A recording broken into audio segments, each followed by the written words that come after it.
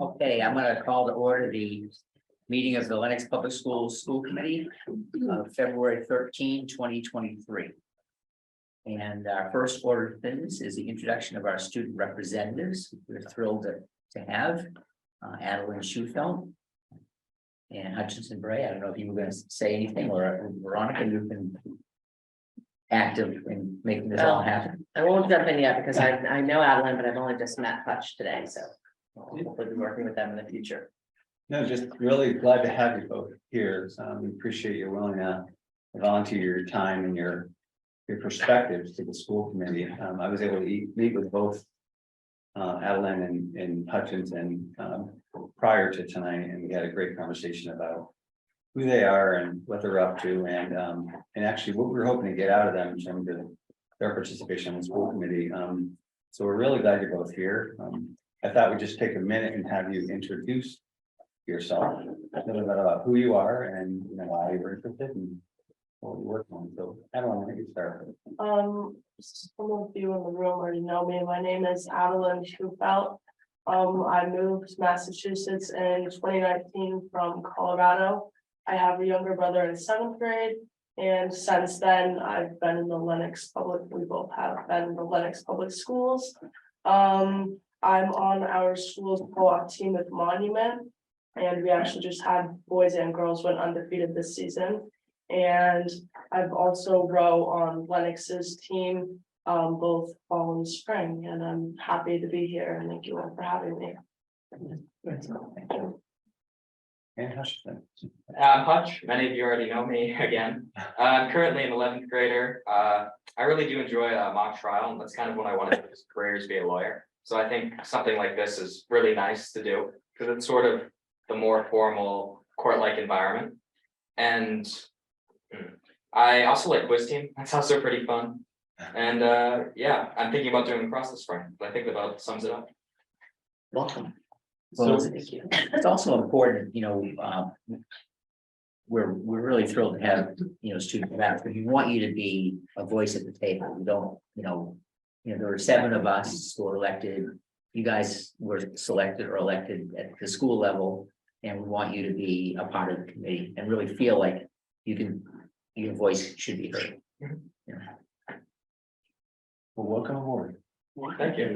Thank you. Is there any public comment? I know we'll have plenty of comment later on. Okay, correspondence. I just want to let the committee know that I've been getting off and on over the last several months. I've been having some correspondence with Nikki Natoli, who's a 1976 graduate, and he and a group of people from that era have been looking to do something to honor Fred LaFave, who was a basketball coach for 46 years and won 400 games plus with boys and 200 plus with girls. And I believe that they're actively doing something to rebuild the trophy cases or build new trophy cases. And they'd also at some point like to approach us, and I think fairly soon, about possibly naming the basketball gym floor after Coach LaFave. The gym is actually named for a former principal and superintendent from many years ago, from the 60s, I think. So that possibility, has already gone. But Nikki Natoli, whose dad used to teach woodworking at the school, has been the one who's been talking to me, most directly. But there's a whole team of people out there who remember Mr. LaFave fondly. He had a couple state championships along with the boys back in the 70s, along with the girls in the 90s, and did a lot of basketball. So that's just something to keep in mind for the future. I think there's going to be something that will be happening at some point. School committee meeting minutes for January 30th.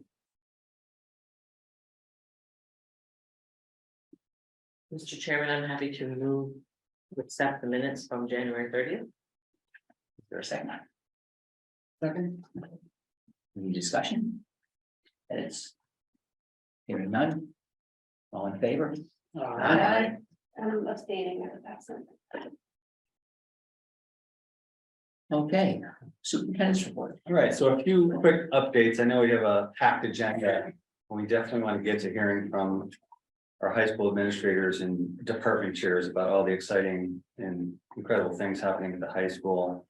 But a few updates. I wanted to let you all know that we did the choice lottery for the middle and high school this past week. Fortunately, it's very easy for your superintendent because Amy Novitsky has a system down that's like boilerproof. So nice job, Amy. So the hard part, of course, is we can't accept everyone who's applied, and we do appreciate the applications, but we will be sending letters out if they haven't already been sent to families. They've been sent. She's incredibly efficient. I was able to go out and speak personally to a few staff members whose children were impacted, in some cases accepted, in some cases not. Not an easy conversation when they're not accepted. So, but we do really appreciate the interest in the district. I'll bring the school committee a full update on school choice and go further on into the season. Was able to attend the high school jazz and choral concert, jump into a couple of basketball games, and just really want to again express how impressed I am with our instruction, our students, in all that they do, both on the court, in the classroom, and on the stage. Just a really impressive music, jazz, and choral concert. It was just a lot of fun to be in the theater with them. I wanted to congratulate, I actually didn't know this until I read Principal Ames' update this weekend that Coach Al Najemi has been named the Massachusetts Coach of the Year statewide for boys Division III cross country in 2022. So really I'm proud of Coach Najemi. I know I have chased him on a few races. Typically he's in front of me, but really happy. He's done a great job with the kids, and we congratulate him on behalf of the system. I put out a feeler in my last memo to the community about wellness committee reps, and I had about 7 or 8 parents interested. So it was great, really great response. We're going to have our first wellness committee on March 7th. So if there are any parents, community members still interested in participating, they can email me directly and we'll get you onto the docket. So we'll be sending out an invite formally to all those individuals who've expressed interest, and we'll have our first meeting on the 7th. I appreciate Shannon Gagliardo, who is our food services director, who's helping me to sort of spearhead this effort. I wanted to send a note. I got a reminder from Berkshire Taconic Community Foundation that the Lenox Educational Enrichment Program Fund is open, and this goes for everyone who's also in the room. This is they accept applications from students, teachers, administrators, and community members for initiatives that enhance the educational experience for students.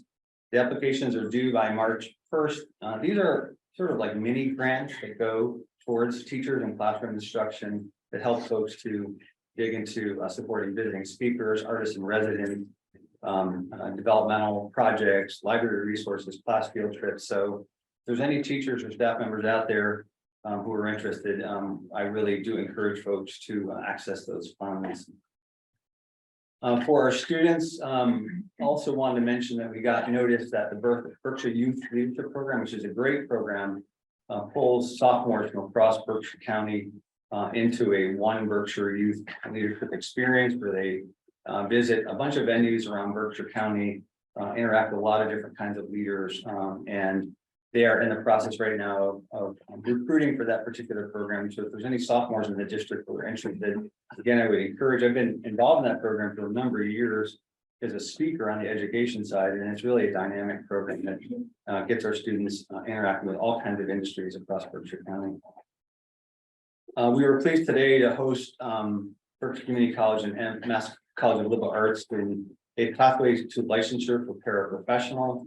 As you know, there's a dramatic challenge with filling teaching positions in Berkshire County across the Commonwealth, and one of the ways that the state is helping, and our higher ed partners are helping to smooth that pathway, is to encourage paraprofessionals who might have some college or an associate's degree to continue their college towards licensure. And so if folks weren't able to attend, they can certainly reach out to me directly, and I'll connect them with either BCC or MTLA. But we do appreciate the work that they're doing to help, again, continue to address this pipeline challenge that a lot of districts have. Actually got an email today from Pittsfield looking for some leads on an ELA teacher, where they have 2 openings, and they said of 13 teachers, I think they have 10 on emergency waivers, which gives you a sense of how desperate the field is right now.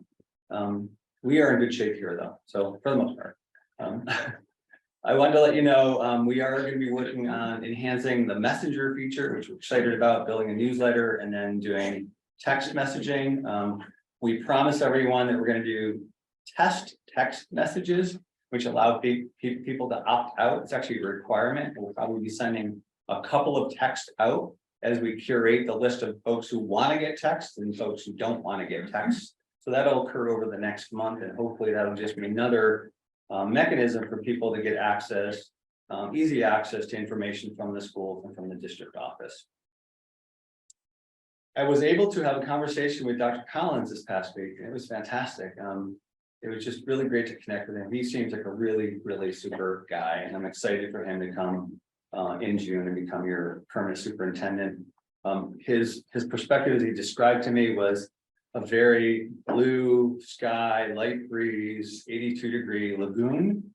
And he seemed very relaxed, but he is paying attention. He's reading the news and he's reading information on the website. I just want you to know he's very excited, and we'll stay in regular contact just to talk about some of the key processes that are going to occur over the next few months under my watch, and then in order to really smooth the transition into his watch. I was appreciative of Megan raising a question about audio in the meeting, so thanks for doing that. We have reached out to CTSB. We're going to try the owl in this position today, and we did some test driving today. We'll see how it goes, so any feedback you get. But we are also going to talk to CTSB, who's going to give us some sense of whether or not that's something they can also provide. Maybe it's miking up the table so we can get better audio to the audience. I think it's great that we have these hybrid meetings, and that folks who can't get here can still be here and watch, but they need to be able to hear. And so we'll try to work on making that happen. So I think with that said, I am going to close up my remarks for this part of the agenda. And now we move on to the presentation of secondary level. That's all. So with that said, we were very pleased to have our interim principal, Dr. Jeremiah Ames, and our assistant principal, David Pugh, with us tonight, along with all of our department chairs who will introduce themselves as they come front and center. Your middle and high school are an important part of your operations, and it's having read the narrative and all the amazing work. I learned a lot just by reading the budget book this year and looking at the slides over the weekend. So I'm really interested and excited to hear from them tonight.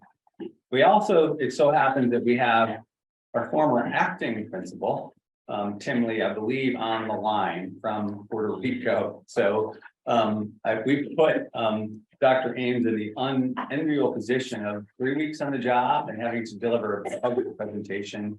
So we really appreciate all the work that you've done with your staff to pull it together. But we also have Tim on the line too, if and as needed. So with that said, I believe I am the Zoom host today. So I'm going to pull up your presentation, Jeremiah, and then we'll get rolling. Thank you.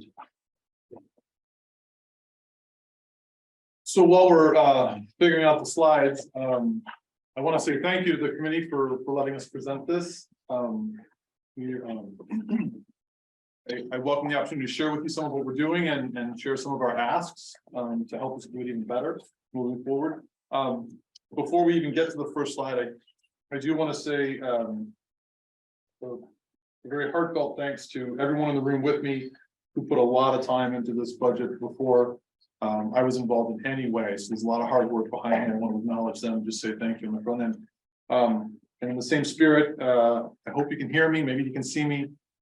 Thank you to Tim Lee, who crafted a lot of what we're working from, be it the briefing book or the some of the numbers with Melissa. Tim put a lot of work into this, and he's entirely to blame for any mistakes I make tonight. So we'll begin with admin. And our admin story is pretty simple. We're definitely in transition. Dave will be starting his second year in the fall in this position. In just a couple weeks, they'll begin the search for a permanent principal. And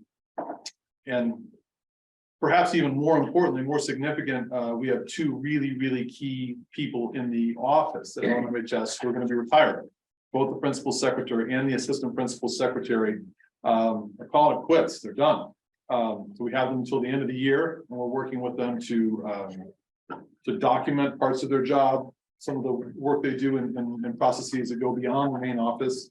But we're very concerned about that institutional knowledge and trying to move as much of it forward as possible. So it's very challenging. We have several Google Docs that we're contributing to on a weekly basis and trying to get them to document parts of what they do, and then we'll try to understand that and move it forward. But that's our biggest challenge. There'll be a lot of new faces in the office, and trying to streamline that is probably our biggest challenge right now. Have we identified replacement hires in either case?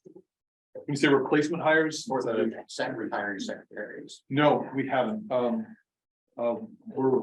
I have some language that I want to see included in the posting, but we have not yet posted. We're in the process really of documenting what they do, which is more challenging than you would think to ask somebody, if you could please, in a single page, tell me what you do on a day-to-day basis. It's challenging. We're getting there. We're getting there. I would just say, to the extent we could have one or two people start before the two depart, that would have some in-year budget impact this year, but would surely be repay itself many times over. Absolutely. So one of the challenges is there's some limitations. You can't pay two people to do one job, right? But what we're trying to do maybe is pull some people in who might be interested, working in another capacity, even in, say, for example, subbing in the building, and trying to use some of their time in the building to talk with the individuals. What do you do? Some of the systems, student activities accounting system, for example, is really complex. So I agree, finding a way for some kind of overlap without being a violation of anything would be super helpful. When you say we can't have two people pay two people one job, is that a legal obstacle or one I would typically expect to pay for a month of overlap when we've had that kind of transition? If we can do that, that would be fantastic. That would be Yeah, ideal. I don't think there's any legal reason why, but I think it's exactly what you're saying, that that's, if we had 2 to 3 weeks of overlap, it would be fantastic. That's great news. In considering how we can creatively overlap, it's definitely going to want to happen before the end of the school year. Because if somebody was starting July 1st, there's really not much they can learn in an empty building. So we're trying to get someone in some capacity, and if we can find a way to fund it, you've got. We should check with Melissa about where we are with the reserve at this point in the year. I would suspect we could pay someone for May and June. And so posting a job that started May 1st, I think would be fantastic. I completely agree. Yeah. So the timeline typically is after Fed break is really where we're starting to sort of curate the full list of open positions and the sort of posted a block. So that's typically a hiring season. So we'll do that in terms of Fed break. I appreciate that offer from the school committee. It's not typical. It's not a typical practice for school districts to have overlap.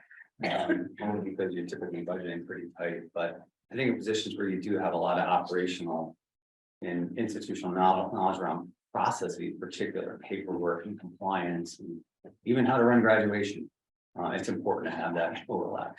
Yeah, I think the prospect of them both leaving at the same time and a principal change over makes it very abnormal. Yeah. There is a difference.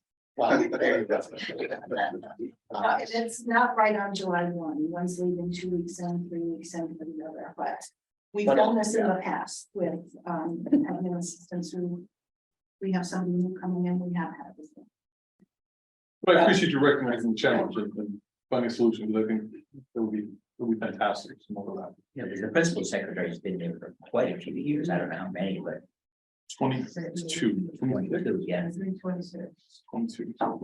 There have been comments in the past year and a half or so about, and this goes to Warren's point about the lack of written processes. That that there is little to no documentation about how to actually do some of the jobs. So if, and that had been a project undertaken under our last superintendent, and I don't know how far along that got. However, I think that it would certainly reinforce the need for overlap if there was a notice of a lack of kind of written operating procedures. I would acknowledge the lack of written operating procedures in some of the processes. Yeah. And we could benefit from the overlap too. Let me bring it back up. I saw that we had a little bit of an issue on the scaling. I didn't thought it. So we're gonna go to Jonathan Cade to talk to us about art. Good evening, I'm Jonathan Cade. I'm the music teacher at the high school, middle school, and also the fine arts department chair. And just a quick overview of where the art department, I'm reading off my phone because I can't see that. Here, talk about what's going on here. I have to report enrollment is up substantially. Since the pandemic, things have come back very nicely. Kids are interested and active in art. Lots of community back and forth, both having kids artwork out in the community, various art shows here and there, and also having various community members come in that are art professionals to, as public speakers, to come in and work with the kids and speak to the kids and help them learn about different types of areas they could study, they could follow as a career. The art curriculum, we've been working on quite a lot in the last year or so. Just kind of realigning everything, getting the sequencing in a better place for our high school students to know exactly what comes next. And readjusting some of that curriculum guidance has been very helpful and telling us what we can do, what we can't do, what's going to work, what's not going to work. We've had a lot of conversations both with administration and guidance in the art department about just tweaking things a little bit as far as offering 2D design, 3D design, product design, that kind of thing, instead of just regularly drawing and painting like you've always had in the past. Just kind of broadening the curricular offerings for the kids, hoping to appeal to a wider array of students. And that's pretty much where we are with the art department. But moving forward, great things happening. Thank you, Mr. Cade. You know, Stephen Billups is going to talk to us about the Dolphins. Good evening, Stephen Billis with the Dublin Theater. The theater is thriving. I've only been running the theater for 3 years, one kind of seeped in COVID. So last year was my first year, and we've started to do things a little differently than what I've heard of in the past, where I take on a kind of executive producer role for the shows and try to keep them moving forward. The way it was in the past with Ralph's role, I don't know how he did it, but he did it. He did it so well. And Al's role was pretty much just to be theater manager within that structure. I've kind of stretched that a little bit to make it more of an artistic role as well, not just the theater manager proper. We do have some challenges with equipment needing to be replaced and things like that. And Melissa's been very good at working with me to try and see if we can solve some of those challenges as they come up. Since before me, there's been a lack of adequate storage for the theater. We do have an outside storage bin that's full, and even if we put another bin out there, which is not an ask of mine, we need some kind of air conditioned storage because we're starting to build a costume department instead of getting things and just throwing them away at the end of production. Last year's production, we threw a lot of props away that we could have reused because we just didn't have the space for it. And I actually left it outside for as long as I could, and it got weathered and destroyed. So storage is definitely a concern of ours. I'd love to see some summer programming extensions, maybe a summer musical or a summer play. Something that's school/community oriented that opens up a little bit more to community members to act, maybe the senior community doing something with our youth in the school. Would be great.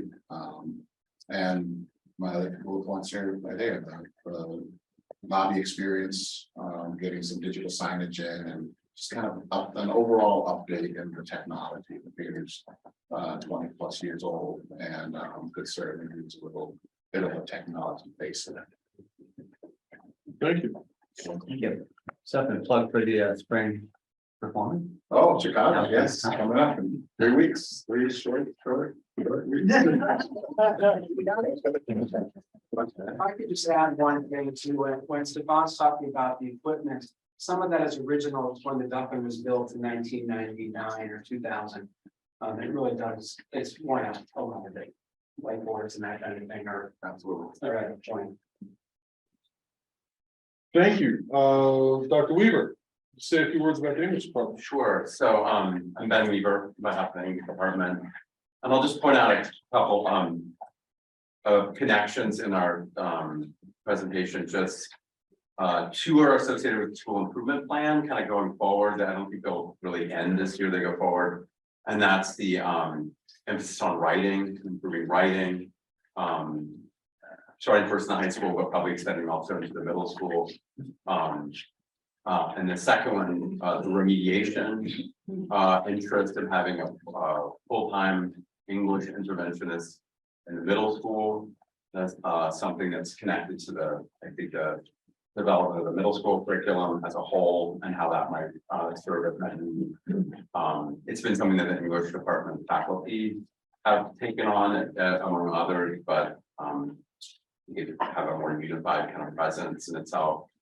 The diverse and inclusive curriculum is something that we continue to want to work on and sort of asking for a pretty robust budget. We'd like to continue and encourage faculty to update their texts and they're doing so. And then the last one, probably a significant ask, is connected to the field trip, and that will be to fund primarily the funds, including the trip to DC, which is right now sort of partially funded, but also puts a burden on families. And it's I think a tremendous amount of work on the part of some faculty members to not just plan it, but also to fully staff it. It's not just a product we're buying like a lot of these field trips. It's a really organic part of the curriculum at the school. It's unique. We feel like it deserves to be fully funded and has a real serves a real purpose. So we encourage you to fund that. Thank you. Can I ask a quick question? Dr. Weaver, I noticed that at points you kind of talk about collaboration and can you expand on sort of your comments? Yeah, in the sort of the faculty collaboration. Yeah, so it's different. It's especially as a department that doesn't have the high school members don't have a team, for example, so it's difficult for them to collaborate, and then also difficult for them to collaborate from high school to middle school. So it's sort of part of the difficulty of collaboration, just given our staffing. So if that makes sense. Do you feel that's something that can be addressed, or how or why it can't be addressed? I think it's in looking at the schedule and like sort of a long-term kind of planning for the schedule, I think. And if there's a possibility of, we now every year, it's something we ask the guidance department is like, how can you align prep times for certain teachers so they might match up? And it just is a kind of perennial ask among high school faculty to see if teachers in the same grade level could sometimes our preps line up. So I teach 12th grade, and sometimes it lines up with Brooke Kaminsky, but sometimes it doesn't, or mine lines up sometimes with the 11th grade English teacher, and we have a lot to collaborate on.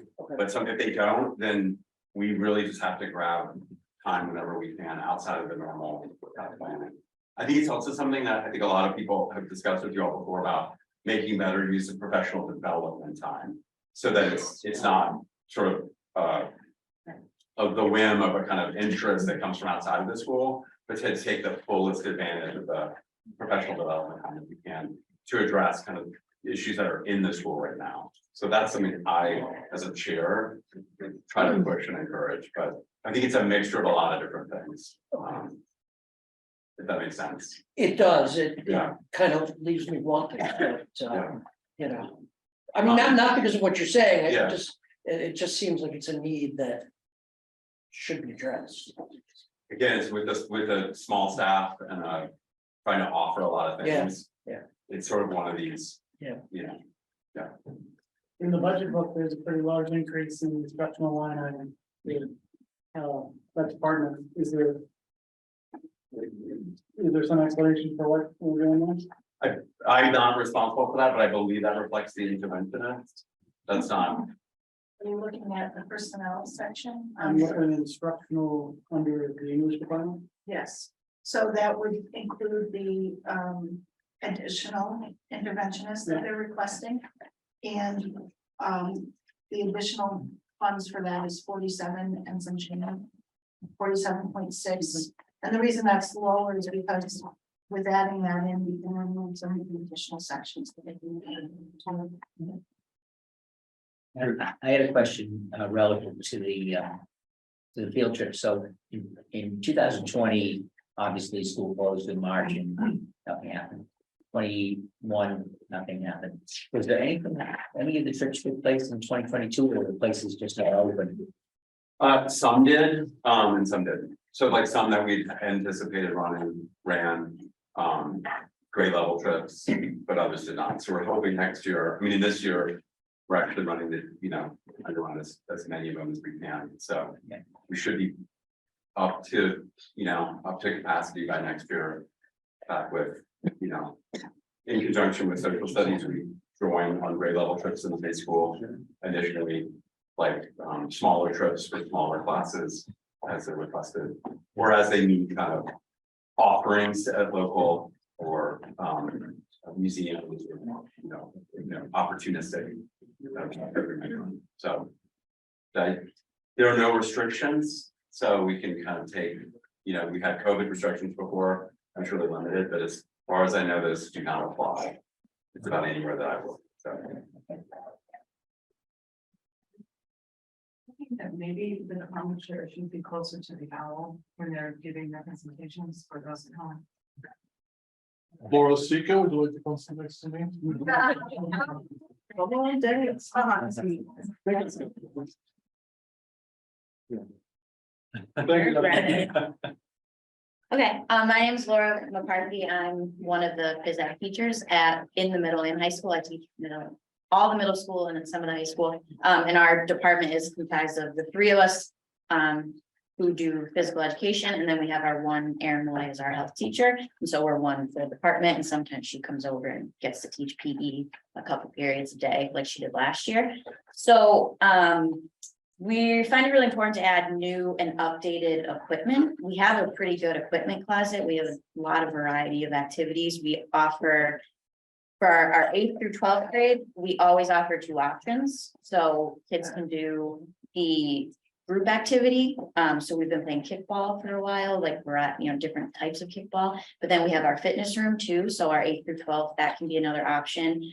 We go out on walks in the neighborhood across the street. So it's nice for kids who don't necessarily want to be in that intense competitive group environment. They have other options. So it's nice to be able to add, every year we add new stuff to our fitness room. If you've never seen it, it's pretty great. There's a lot of really nice equipment in there, and we do an after school session, and then we've actually started a before school workout session for kids to come. And that's been really popular. So that's a nice space to be able to add equipment to, and then just adding regular equipment. We learn a lot of cool games during our PD days with other teachers from the county.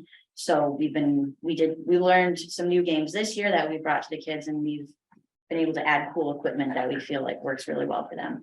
And then, so that's like about traditional PE. And then we have outdoor leadership, yoga, family consumer science. Those are options for 9th through 12th. Generally 11th and 12th grade, but we do open it up to 9th and 10th if it fits in the schedule. And that's just a really awesome extra place where kids can get their health and wellness credits. And this year, the numbers are pretty act, like kids really want to join those electives. If they don't necessarily want to be in our traditional classes, so it's nice to be able to add new things and new equipment to those. And then I already talked about our fitness room, so basically updating, adding new cool games and activities for our kids is been really great, and we have a great equipment closet and fitness room and all that, so. Is that room 18 or is it way down the end of the hallway? The fitness room, it's, if you go into the gym, it's like in, on the back wall, yeah, so it's attached to our main I was gym. thinking there's a health room way at the end of one. of the There corners. is, so that's where Erin does her regular health classes, so she has 6, 7, and 8 way down near the wood shop. Yeah, That's where her middle school health classes are, and then we do high school health, 9th and 10th in the gym. Every quarter, we do like 2 weeks of health. Thanks. Thank you. So the next slide covers the library. And the big story in the library is that it's lacking a librarian right now. I should start by giving a shout out to Melissa Paylor, who's been really helpful in keeping the library open in the absence of a full-time librarian. But Melissa, with the help of a lot of people in the room, have done a great job of making sure that it's still available as a dysfunctional space for kids. For all kinds of reasons, evenings, during lunch, for example, a lot of kids will go down to the library after they finish the lunch, that sort of thing. Our library has traditionally served sort of two roles. It's that space for kids that are there for a variety of reasons, but it's also sort of the research hub of our program. And we've been really lucky in years past to have some highly skilled instructors work with kids on research skills. That's probably, I don't know, I'll look for confirmation, but it's one of the strongest points of our high school program, I think, is that we really do send kids off with some research skills that they're not getting in other really good schools in the area. This is something we've done really, really well for many years now. We've hit a rough patch because we don't have that full-time librarian as we have for so many years after a transition. We met a couple times and we have reposted the position with some different language. We thought about what's really important to us. Are we willing to compromise in any aspect of this job, and decided no. Rewrote the posting, posted again. The report that we have one candidate last week that looked like they sort of fit the bill, but we're waiting on some more still. We're not optimistic about filling the position before the end of the school year, but the decision was to post now and give the kind of person we're looking for is the kind of person that we plan quite a ways ahead. And they wouldn't want to abandon the program they're a part of. So we've got the posting up. It's written the way the faculty wants it to be reflected. And we're optimistic about finding the right person for the fall. And in the meantime, again, I simply can't say enough about the work Melissa Baylor has done for us. We're making sure kids still have access to the library and all the tools there, if not all the guidance they've enjoyed in the past. I'm going to just nod at Dr. Weaver. Is there anything you want to add to that before we move on? He's not. No. So what you said about Melissa Peller has been, I mean, she's kept it running. Yeah, she really has gone above and beyond. Yeah. We're very, very lucky to have her in that position for the time being. Can I just ask one question about the library as a space? It seems from my limited contact with it that it looks roughly like it probably did 15 or 20 years ago in terms of what is in it and so forth. My assumption is that very little of what students are using it for or what we are teaching them to use it for is the 80% that is holding books on shelves.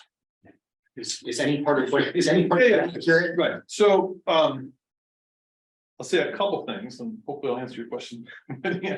I think our library does an amazing job of really sort of promoting the culture of reading. That's not always the case in schools. Without mentioning names, there are some wonderful buildings that have gone up in Berkshire County recently that have their library looks a lot like this room. There are very few books in it. We've done a really good job of supporting reading and making that something that kids think about and encouraging them with stacks of books. But I guess I would, I have watched the library pretty carefully for 20 years, and I think it has changed. We've gone through, I think we're on our third round of furniture recently. The library has changed a lot. In that most kids now come to the library with a device. It used to be that there were not so much banks of books, but banks of computers. And post-COVID, there are still computers there, and some kids come in and will work on some online independent learning. But most kids have a device with them. And so even the furniture reflects that now. There are a lot of places for kids to, very similar to this. They can pull up something convenient and use their device on. And that wasn't the case even a few years ago. So I think we've done a good job of making sure that the space reflects both the resources we have and the needs of students. I think it's also, it's a really flexible, functional environment. I've seen, we were doing the superintendent interviews in there, for example, and it takes about 2 minutes for the whole room to shift. All the chairs are on wheels. You can meet in a circle 1 minute and very quickly have another meeting set up a different way. It's a very functional space. So I think there's always room for improvement. And I know a lot of people comment on the carpet in the room, but I think it really works for us now. And again, I would. If I could emphasize you brought an English teacher, so overwhelmingly, especially since COVID, the research shows overwhelmingly how poor screens are for retaining any information. And so if anything, we should be encouraging more books and as many of them as possible. There's some debate about databases and research databases that we often go back and forth with, like reference books as opposed to like monograph kind of. We'd like to maybe increase the variety of that in terms of books. Again, it helps again with the diversity of the curriculum, but overwhelmingly, the research shows just how much more important it is. Like, I think there are studies about how effective the most teacher can be in terms of the percentage of student learning, and it's well below the difference between just reading a book and on as a physical book and physical space versus a screen. So it's like if all I do is hand, and I think it's very well supported by the school here. If I can just hand them actual books, then we're doing immediately a greatest service. But I do think it needs with any kind of building space, needs input, and I hope we get a great new librarian who can help us with that. The previous librarian was really great at culling the collection too. Yeah. She spent a lot of time going through it, what we need, what we don't need. Like there's tons of music stuff that was no longer relevant. She just pulled those right now. I'm sure you're. And same thing with history, literature, and books that shouldn't be there. Books that shouldn't be there, don't need to be there. So I think it's pretty current, the collection. Yeah. And we did interview librarians because I was part of that. So they were just astounded about the budget for the library and how well, perhaps one of the best funded public school libraries in the district and certainly the county. So it really is a gem. It really is a special place in our program. Our students benefit from it. Thank you. So we call that department the library AV, audiovisual department. Is there any audiovisual role there anymore? Because I don't see anything in the budget for that really. No, I think that's a. In case of overhead projectors. I was just thinking about that today. It was Morris, we had a whole room devoted to record players and TVs and roll out. That room's now an office for somebody. No, read that by name. There is a turntable, there should be a turntable. There is.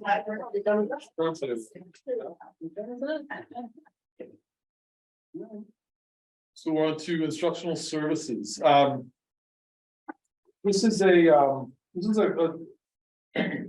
by my interpretation, sort of an odd collection of expenditures, but at its heart, it has to do with sort of non-traditional instruction, be it MCAS prep, remediation, small group instruction, that sort of thing. And we've got some great ideas looking ahead, but by our biggest limitation right now is space. It's really difficult to find small spaces to work in groups with kids in the building. I can't tell you how many times I've keyed into a storage closet and thought they're horrified. I'm not going to take you to the storage closet. But I thought, could we utilize this space somehow? Could we carve some space out here? We're talking about meeting with, 2, 3, 4, maybe 5 kids. But that's really, really hard to do in a classroom when you've got a group behind you. And it's really difficult to ask kids to really engage authentically when they're in a room with a lot of other kids who aren't being asked to do what they do. So we've got some fantastic, we do a great SAT prep program, for example.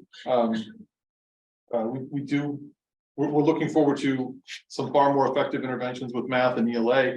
The ongoing challenge is, where do we do it on a consistent basis? Can I ask you a question on that? Please. Because this is the third part, or the third point in so far in this presentation where space has been mentioned. It was mentioned in the administration part. I think it was, it was mentioned in Dr. Weaver's, and it's coming up again, and I'm sure it's in other, it's in other parts. And what kind of boggles my mind a little bit is, if we're at our optimum enrollment, I'm trying to like balance, how can we be at our optimal enrollment without having considered space, or being at a deficit for space? And then, so I'm wondering, are we, and I'm seeing it too, particularly in the comment that instructors don't have their own spaces. So on one hand, are we offering too many courses, specialized courses, which, God forbid, that would be it. Or where is the sort of the disconnect? Do we need to pare back the courses that may or may not have 2 or 3 kids in it, and free up more space, focus on sort of our core courses? Or is it that we just don't have space? Well, the better answers will probably come from people behind me, but I think I'm very proud of our offerings, and I think as a faculty, that's one of the things that we all really take pride in, is we're able to consistently offer these different classes in smaller groups. When I think about space for remediation, for example, it's not so much the person has a classroom to themselves, but it's a smaller space. And in many schools of this era, they weren't built with a lot of small spaces. They were, we have classrooms, and we have some wonderful classrooms, but we don't have all of those smaller rooms that would work so well. If you look at some of our special education rooms, for example, what works really effectively is it's a smaller room. It's where 4 or 5 kids might be comfortable working independently or working under the instruction of somebody in a room. It's not a full-size classroom, for example. So I think part of it might be simply the design of the building and reflection of the times. We've done a pretty good job, as I said, of keying into storage closets, and not that our kids are working in storage closets, but we've repurposed a lot of space. And I think there's more work to be done there. But I don't think it necessarily has to be at the expense of any of our offerings. It's simply a challenge, so we're working. Do we have space that we could carve up and create those environments? That's Dave saying no. That's exactly what I spent a lot of time looking at. So he's right and I'm right. I mean, we don't have a lot of that space, but that's what we're looking at now. Because there simply aren't empty spaces anymore. There aren't empty rooms. They were gobbled up years ago. Dave, we took up the last real free real estate a couple of years ago. We took the tractor parking spot downstairs by the wood shop. Right. And we turned that into a tech lab. And that was really the last undeveloped parcel we had in the building. I know where there's a lot of space in the building. I don't like the look on your face. The library. Yeah, I mean, this is why I asked the question, and just to elaborate. I don't doubt any of the benefits that were just raised about the library as it exists. But this being an entirely half-baked idea, not saying I've solved this for you, but as a thought exercise, if you took all the space to the left of the door when you walk into the library, you could make 4 sort of 4 to 5 person meeting rooms You could shelf them with books, you could still have all the books in there and just recognize there might be times of the day when they're not available to everybody. And you could pay for it all with ESSER money because it's to facilitate higher levels of intervention. So that's why I raised the library question, was not that it's not a good use of space, but is there a higher use given our current needs? And that we expect to probably be shifting to a new building. It's a fascinating thought exercise. So know that we're doing exactly that, and we are creeping into the library. Vicky Holt, for example, uses what used to be the periodical room as dedicated instructional space. Nothing else happens there. Back and forth, we've used what used to be the language lab has served that purpose as well. So we are already carving pieces of that out. I'm not sure I'd want to slice it in half and put 4 in there, but as a thought exercise, that's the kind of thinking we're doing elsewhere in the building. I mean, I guess this is Red Committee is sick of me posing these kinds of thought exercises. But if the library was currently smaller and you had 4 smaller instructional spaces right now, I think it's very unlikely we would be proposing ripping those out because we would prefer to have a larger library. And so I do worry that there's status quo bias, that the way that the building is configured is sort of gets extra benefit, whereas based on everything we've been hearing about the needs, it does seem like, at least right now, there is a higher need. So that was just food for thought. Yeah, I think that there are a few other spaces in the building that we might be able to repurpose as effectively without sacrificing what so many people hold as sacred. But yeah.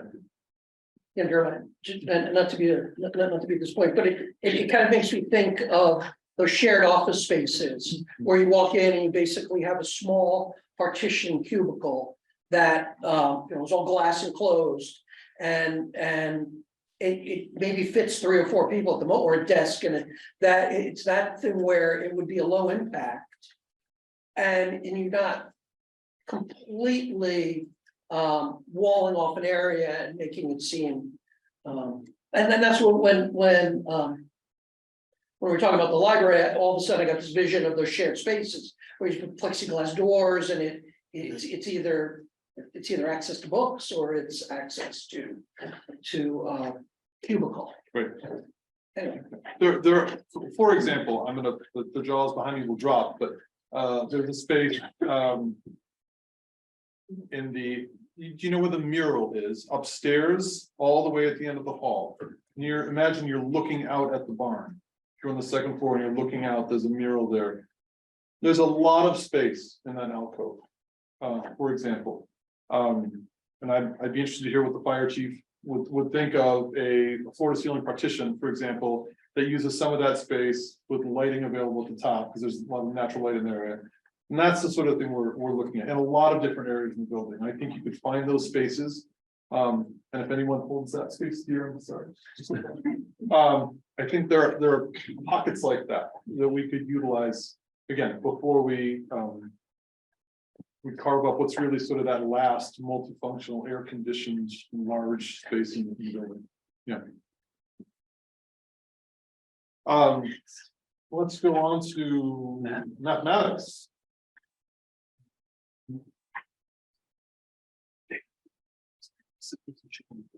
Okay, thanks.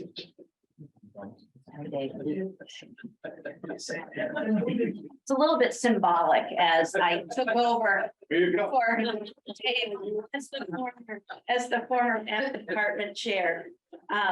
Before I get to the bullets in my slide, I just wanted to speak a little bit to our program strengths currently.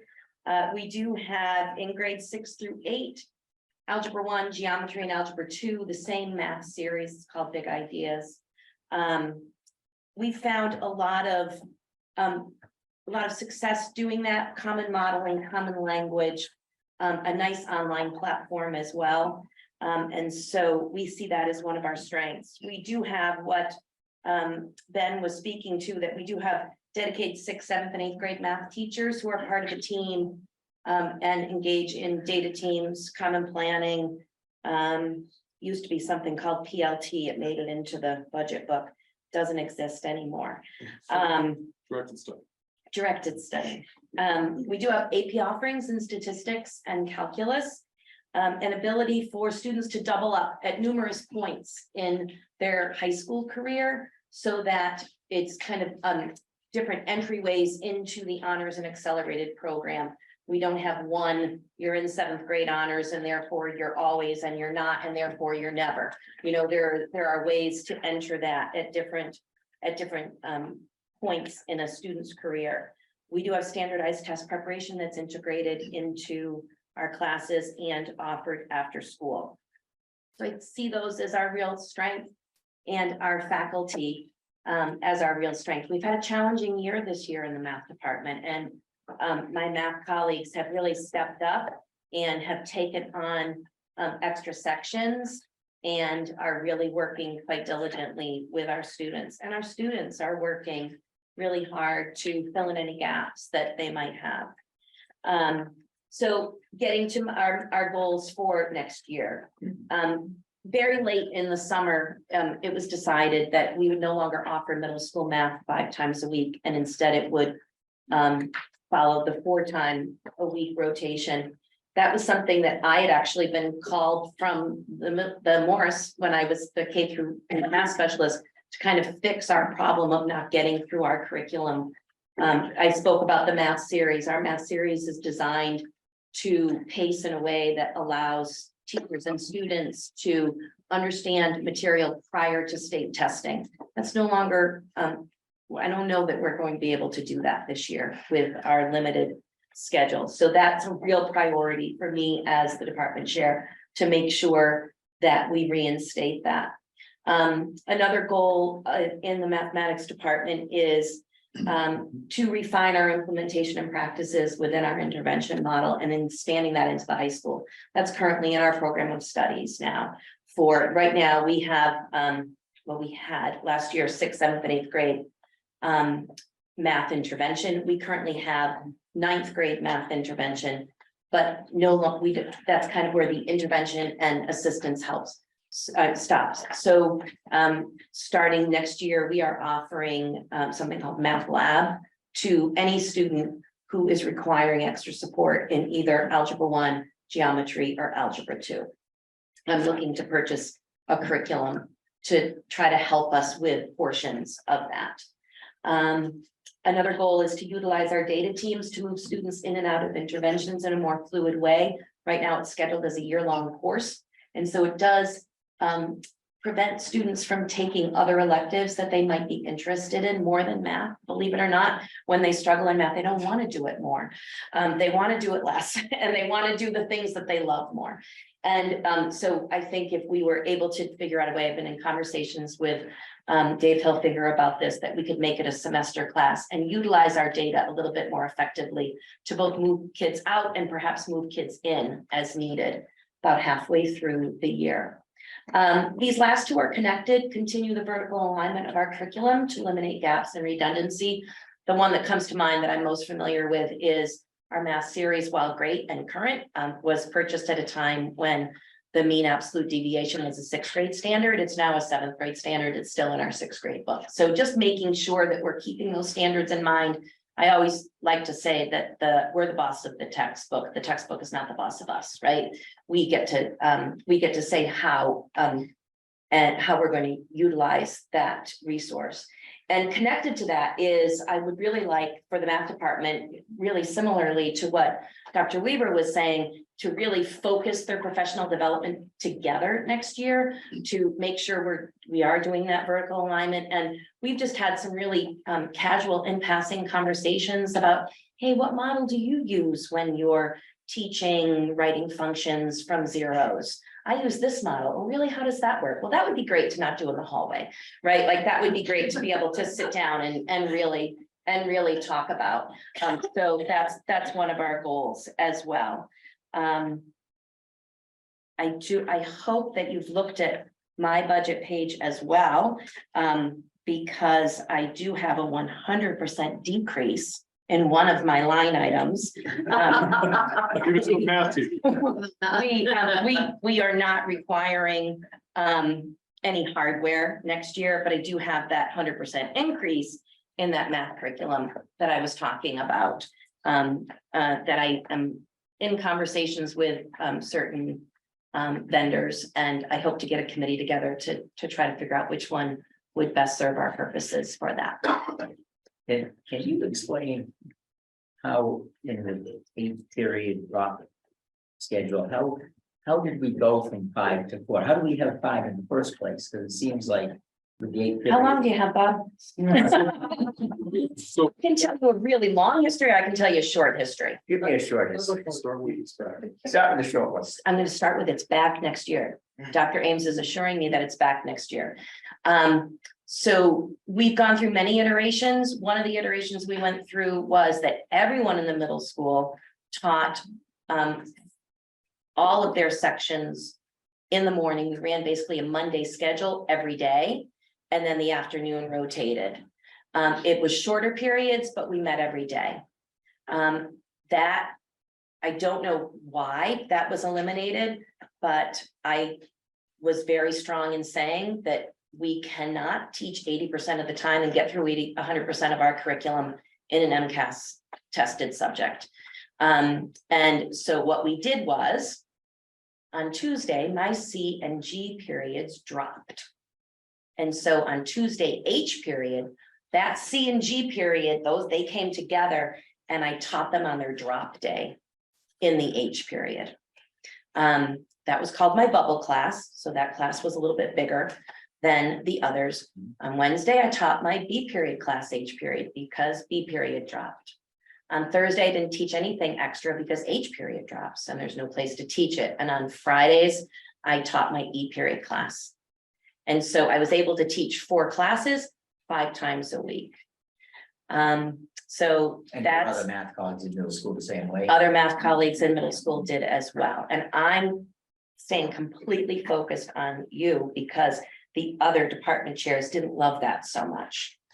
That math got to meet 5 times.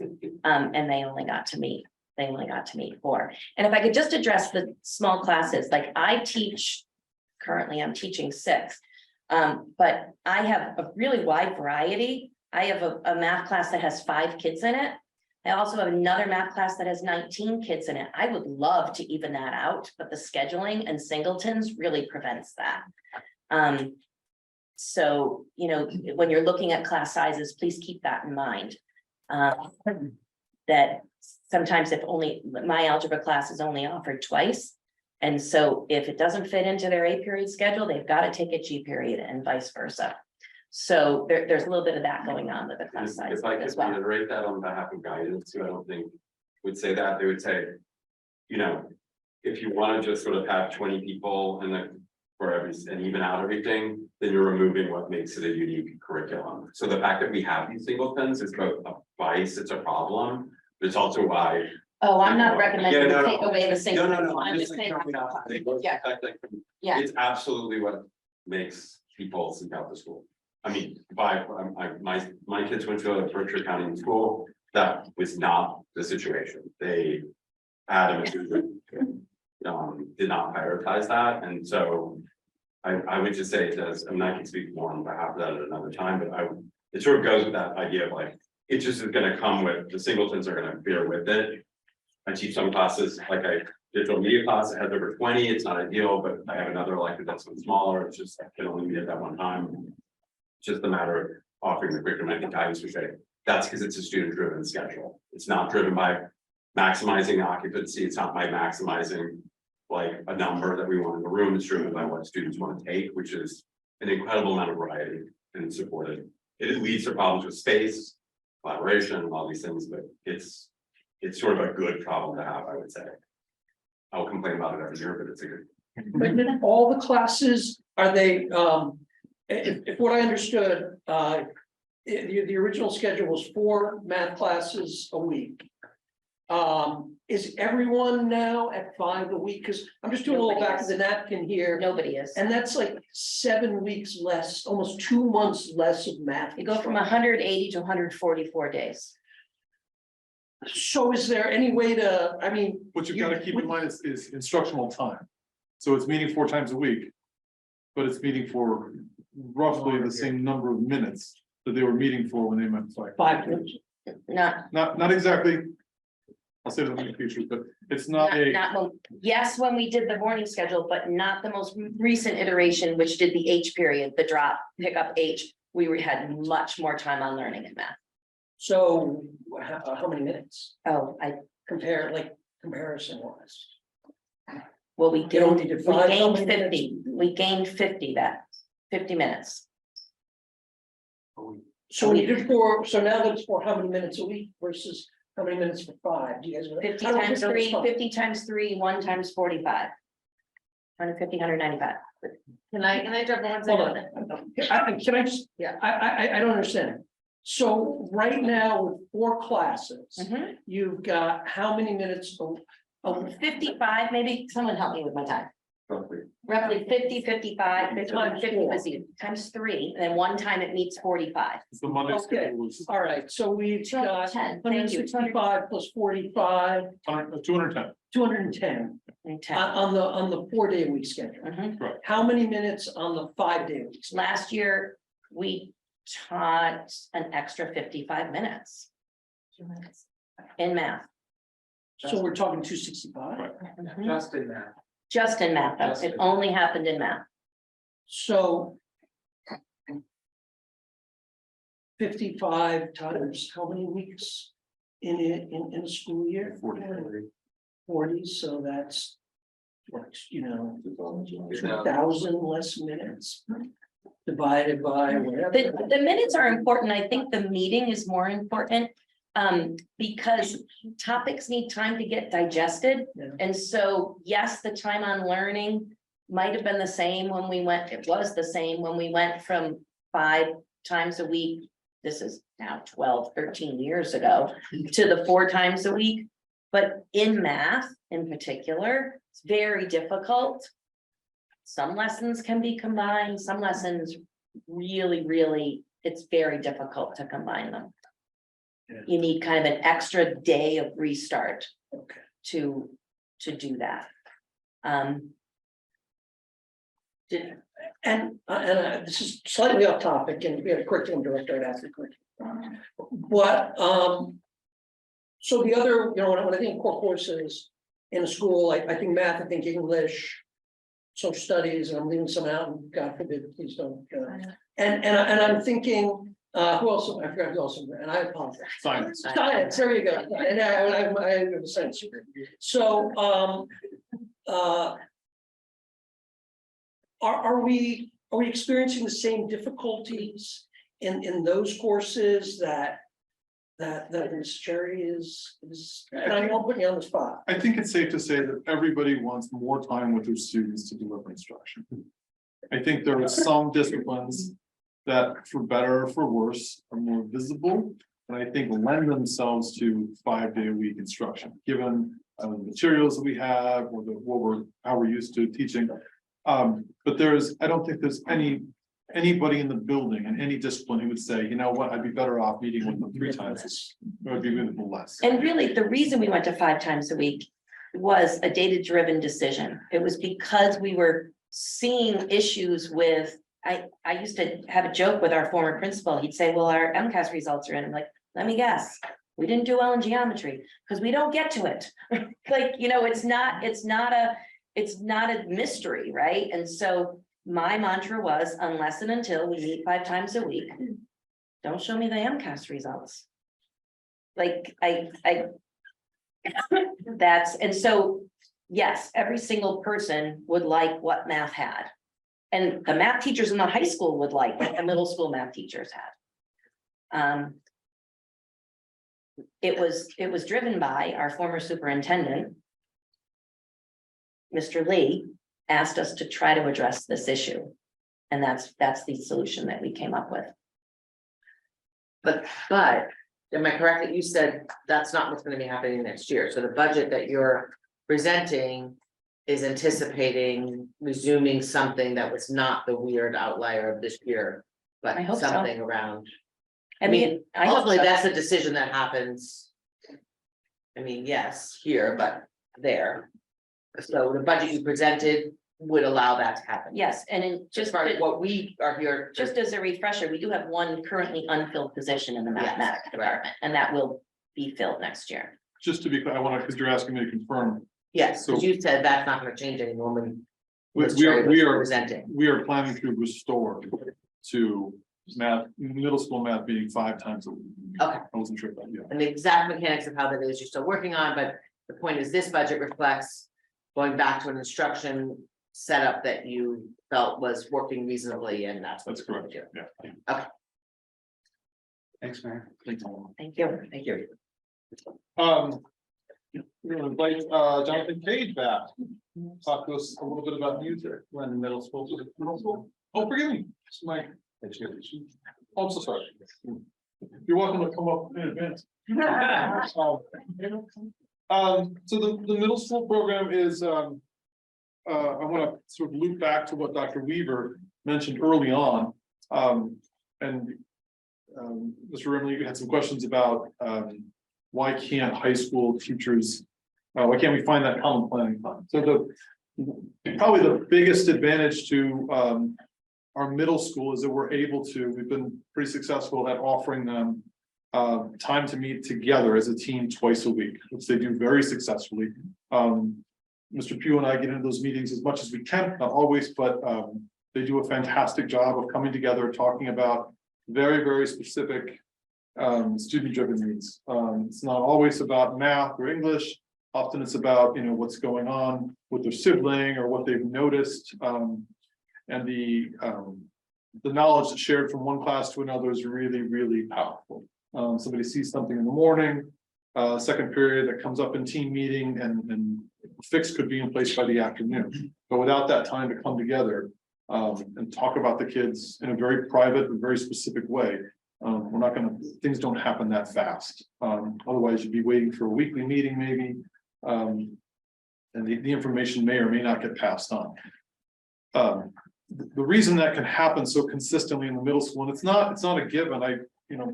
Kudos to David Hilfinger for making this happen in the guidance department, but the middle school students' options are limited in terms of the courses they take. There's not a lot of flexibility, is what I'm trying to say. So most 7th graders have a very similar schedule, and so the times that the teachers are available are very similar. They're well aligned. By the time they get to high school, because of these wonderful offerings we have, very few 10th graders have exactly the same schedule. Very few 11th graders have exactly the same schedule. I would say probably not a single senior has precisely the same schedule as another senior. Because of that, those high school teachers aren't available to meet at grade levels with any kind of consistency. There's just not that, they're not in alignment in that sense. The good news is in the middle school, they are. And so those 6th grade teachers can meet, 7th grade teachers can meet, the 8th grade teachers can meet. And that's really powerful stuff. I'm thrilled that we're able to offer them a time, and more importantly, I'm thrilled that they take advantage of it the way they do. They meet regularly. There's a team leader who documents it and shares the notes out. So it's a very, very effective use of time. That's probably the biggest strength of that middle school program. The SEL kernels, I just want to mention, not because it's a cool logo that I added, just because it's colorful. That was a program that I believe was spearheaded by our school adjustment counselors back in the fall. It was really effective. There's a lot of talk of moving forward again next year. I believe this is out of Harvard, and there are these kernels of social emotional knowledge, and they were sort of not really warm-up activities, but the teacher could. It was just a conversation or an activity that the teacher could start their class with or end their class with. And I heard really good feedback from the people that were in the rooms. Something we're hoping to move forward next year as well. But that was something that happened specifically in the middle school that I think is worth acknowledging. I have a question about. Did you finish? Are you finished? Yeah, please. The question is about that. Now it's February.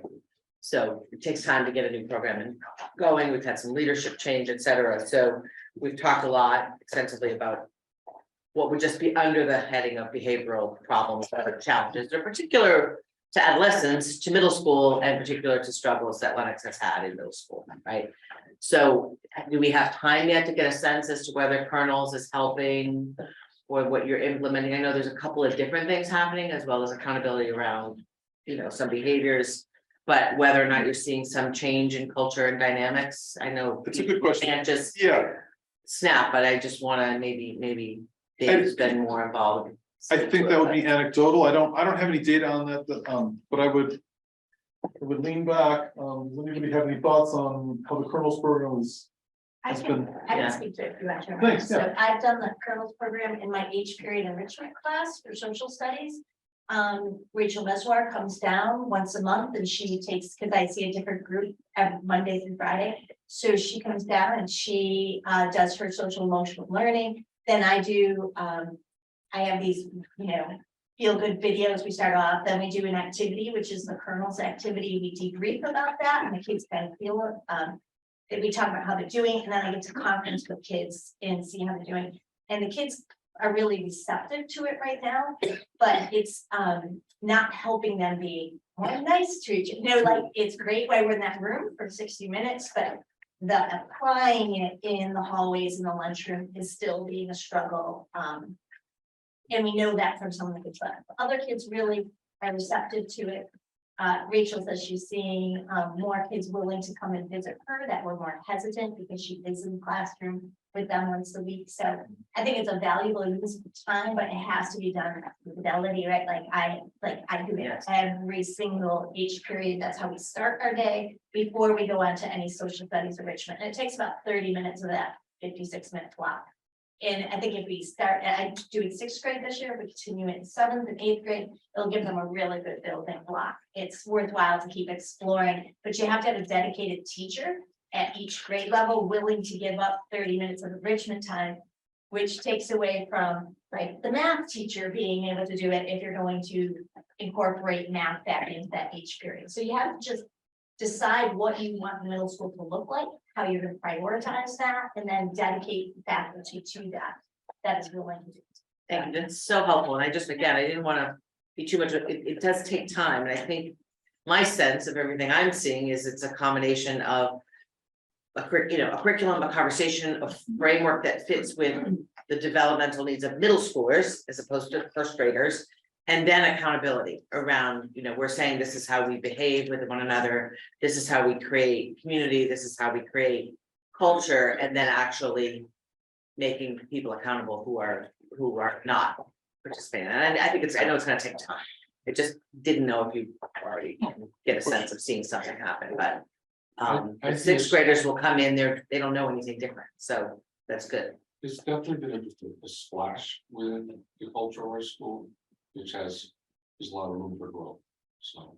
Yeah. I look forward to creating the programs. Thank you. Now, Mr. King. Sorry for the full start.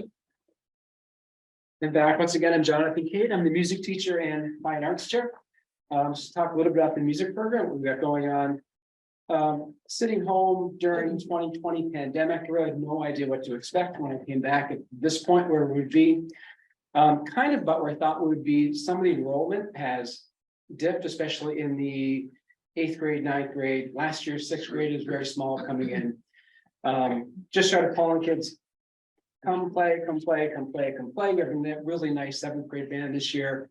Numbers in the 6th grade are more normal, 5th grade even more so normal, and 4th grade too. So we'll be going back up as we go. One of the good things that came out of the pandemic, in my opinion, is we changed the way we are performing. We've done more performances, smaller groups, less groups performing at the same time. Hope you appreciate it coming in for 50 minutes instead of 2.5 hours. I'm sure that was a welcome change for you. So I was happy to see Dr. Everyone. You had to be there, but did have jazz band and choral concert. Concert coming up next one will be just 6th and 7th grade bands coming up in the middle of March. And again, shorter times, less people in the same space, same time, just to keep everything a little safer. That's my thinking going forward. My big initiative this year is reaching out more to the senior community and getting our kids to bridge to them a little bit more. We did a band concert in December aimed at the senior population. This all came out of a conversation with Darlene McCauley at the community center, does a great job over there. And like, what can we do? What can we do? So we said, well, let's plan a concert at the high school. Did the first one in the Duffin Theater during the school day. I had about 50 seniors, I think, come all told. It's really nice audience. I enjoyed it, they enjoyed it, I think my kids enjoyed it, and it's certainly like missing a couple periods of class, I think that was pretty good, sorry, Mayor. But so that was very successful. I have another one planned for the chorus in the springtime, somewhere off campus, perhaps Trinity Church. We've been talking with them because they have a tuned piano over there. It's nice. So we can come out in the community and do a daytime concert, especially for the senior population that cannot or does not want to go out in the evening or go to schools in the evening. So somewhere central in town here. And that's been my thing to work on this year. We just finished up our Western District things. We had a large number of students audition this year, which is really great for the MMEA Western District Festival. We had 8 students participate in that festival. And we had all state auditions back in January. And one of our students is selected for that too, and she'll be performing. Genevieve Collins will be performing at Symphony Hall in Boston with the All State Chorus in the first part of March. So we're excited about that. And that's where we are. And we had a student last year in that, but was it done virtually or something? I can. No, last year was in person too. Yeah, it was, we had 2 students last year in the All State Chorus, yeah. We had a second student listed by the way. Yeah, but what's the same student? Missed it by 1 point. 1 point. That's where it goes. Very impressive. Yeah. It's great. So, Thank you. you're welcome. Thank you. Lori Weatherby. Like I'm on the Price is Right or something. Weatherby's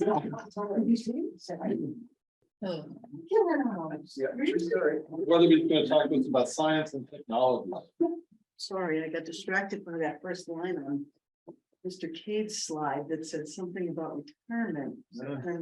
I did not know. I'm a little, Take a minute. I need a minute. You got it. Do that. All good. Right? So, just a couple of, pieces, I know, right? Just a couple of pieces of good news. Our robotics team won their qualifying tournament and they're hoping to make the state tournament, which will be on March 4th, and keep you posted on that. I believe, Dr. Edwin, you got to go to see the robotics team tonight? I did not go, but I did All right. speak with. You spoke with them, okay, yeah, really, Matt Cote and Jim Curry are doing a really fantastic job with that group. We did well on the science MCAS and the AP tests, and we got the highest scores in state on the physics MCAS. Very solid department. We don't expect to have any requirements. And we don't expect to need to hire anyone next year. And I'm really proud of all of the teachers in the department. We calculated that we have over 150 years of middle and high school teaching among us. And we're doing all kinds of great exposure to career pathways. We've had visitors from Massachusetts Audubon Society come in and teach week-long programs to 7th and 8th grade, and also work with the AP environmental science classes. Field trips are associated with that as well. They pay for those field trips, which is fantastic. We've borrowed, I actually borrowed some materials from Joyce, which is a ship that travels around the world and digs deep core samples from the bottom of the ocean. So we got a mock sample and got to talk to the kids about careers about that and what the sample means. Too geeky, I'll stop. The Pathways program is going really well. We got the grant for that, and so we're moving forward. Brooke Minsky wants to take a training for an AP anatomy course over the summer so that we can provide that for the nursing segment of the Pathways program. And there's a business component as well, being done by Heather McNeese. And that last bit is something that you know, and I appreciate the attempt to get the money to do the building refurbish. So we plug along. We would really love to have IDA compliant classrooms, sinks that don't back up, but you know the problem's there. So I will not believe it. We're gonna keep working at it. I know, and I thank you for that. Okay. Thank you so much. You're Can I very. ask you something? Sorry. Yeah, please, no. I apologize. Wait. Almost got it. You almost got it. Thanks. Well, We drilled all night. Gosh, fast. I look to leave the space, what's going on? So, and this is just, I'm just gonna talk about my experience from the. Morris, if I recall, has a great like Lego robotics program. Yep. And, it was very grassroots, just kind of sprung up, run by parents. At that point, I don't know where it is now. But when these kids get to middle school, it just, I don't know if it's the same now, but it just drops off the face of the earth. It doesn't exist. The Legos program is not intact, that's true, but the students are now with, they're taking CAD, they're maybe participating in the robotics, but it moves to that area now, there's no of that like no physical, Lego there's- robotics. or any other, there's no robotics again until you hit until you hit high school, I think. Robotics comes. That is possible, there is, yeah. So my understanding is that, it is, for the past few years, it has been largely high school students, but my understanding is it's not off limits to middle school. No, the robotics team is not off limits, no, absolutely, they can participate, but in terms of being in the, work into the curriculum. No, Yeah, actually, it it wasn't is in the not. curriculum, Matt, it wasn't in the curriculum. Morris, it's outside of the curriculum, Mhm. or maybe in. the Well, curriculum Ms. now. Jessica did some neat stuff with it as, After school. well, no, I think it was She had, during the school day, yeah, she had some. she had stuff during the school, Oh, but she ended up sure. doing the team. But the team, I'm paying The attention. team was done by parents. Yeah, All right. So what I think I hear you saying is there's an opportunity for some. Would there be an middle school opportunity for a students. little bit more, for those middle schoolers? like a Lego robotics club on top of the. We could perhaps, because it seems like a void. Yeah. And that was number one. Number two. You say here, we're not storing our chemicals safely, is that? We have a lack of safe chemical storage? We have a lack of a lot of things, all of the science rooms, especially the high school science rooms are, they were built back in, when was the school built? 1966. I know they went through a lot of stuff. We're not IDEA or ADA compliant. It's part of the- What we did have a whole chemical sweep, we dumped every chemical We're in good shape. that was in school. And so we have, refurbished that, but it's very incremental and the rooms, the infrastructure needs a lot of.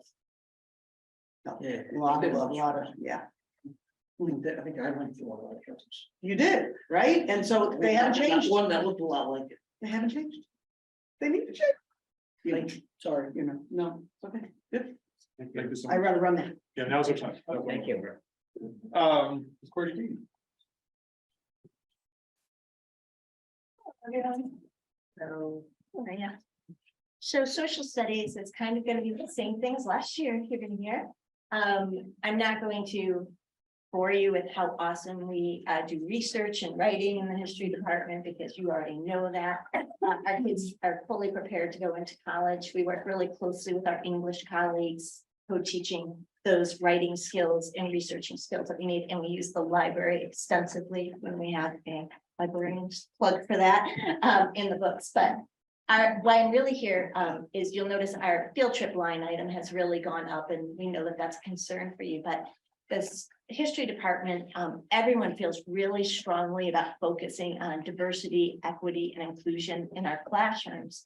And so besides bringing in really innovative new books in our book line, guest speakers that can address that as well, we like to bring our love of history and our passion for history alive with our students by bringing them on field trips that are curriculum related. But unfortunately, as you all know, those costs have doubled in the past couple of years from when we did field trips before COVID. So busing, for example, has literally doubled. Ticket prices to go to the theater or the museum has doubled. And we do try to take our juniors to Washington, DC, because it's a culminating curricular event that they are required to take civics in 8th grade. It's the state law, right? And they have the civics project that's mandatory by law. And now we also have the mandatory civics project in 10th grade. So the time they get to 11th grade, they've had that background civics, and then they do more modern history in 11th grade. So it ties our whole US history program together by bringing it to Washington DC. But that trip is extremely expensive. It's extremely expensive. And in the past, what we've done is we've just said to the kids, this is how much this is what we have in our budget. And you unfortunately have to pay for the rest. And we'd like to see that change.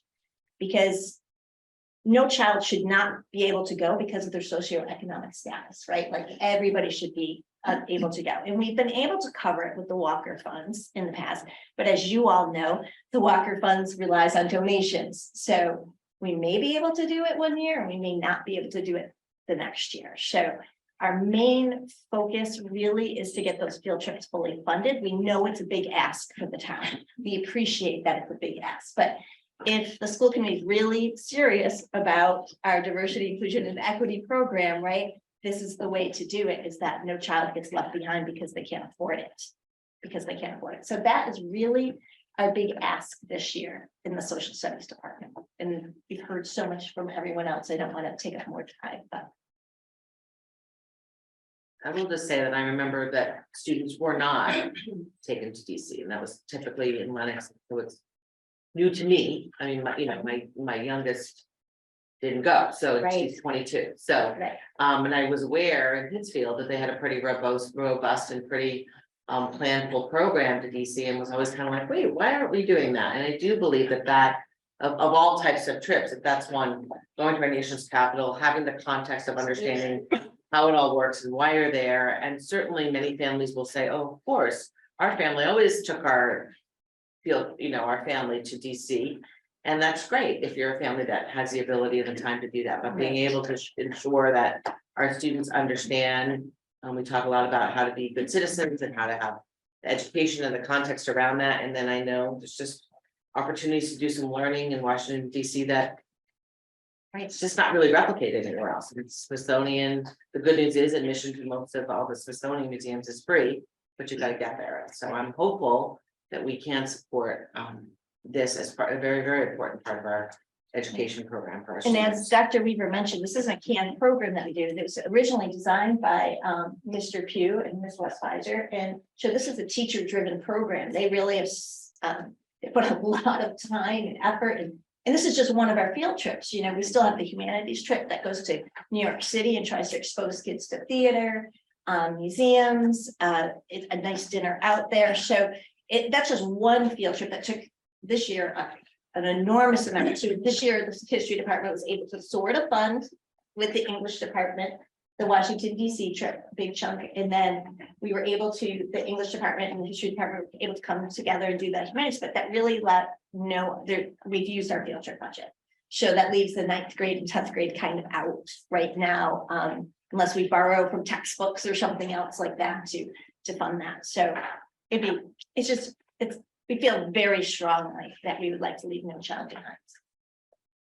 Thank you. Okay, this might be more question from Melissa, but my understanding had been that the increase in the field trip budget was driven by just restoring pre-COVID, kind of going back to what we did pre-COVID.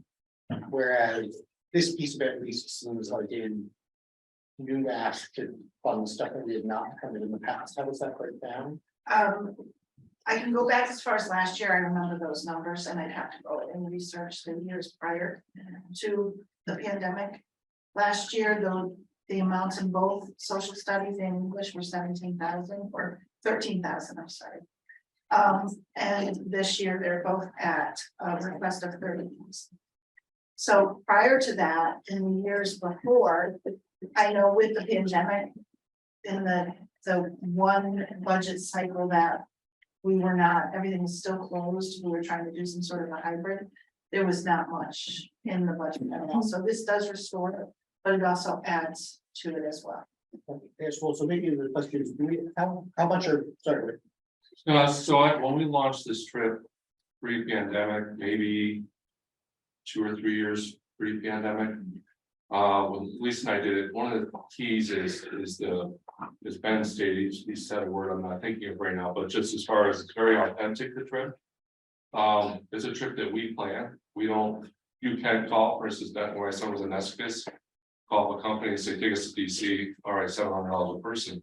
In that situation, a good part of my son's class didn't go because families couldn't afford it. So when we launched the trip here, we basically were able to offset, basically it was 100% attendance.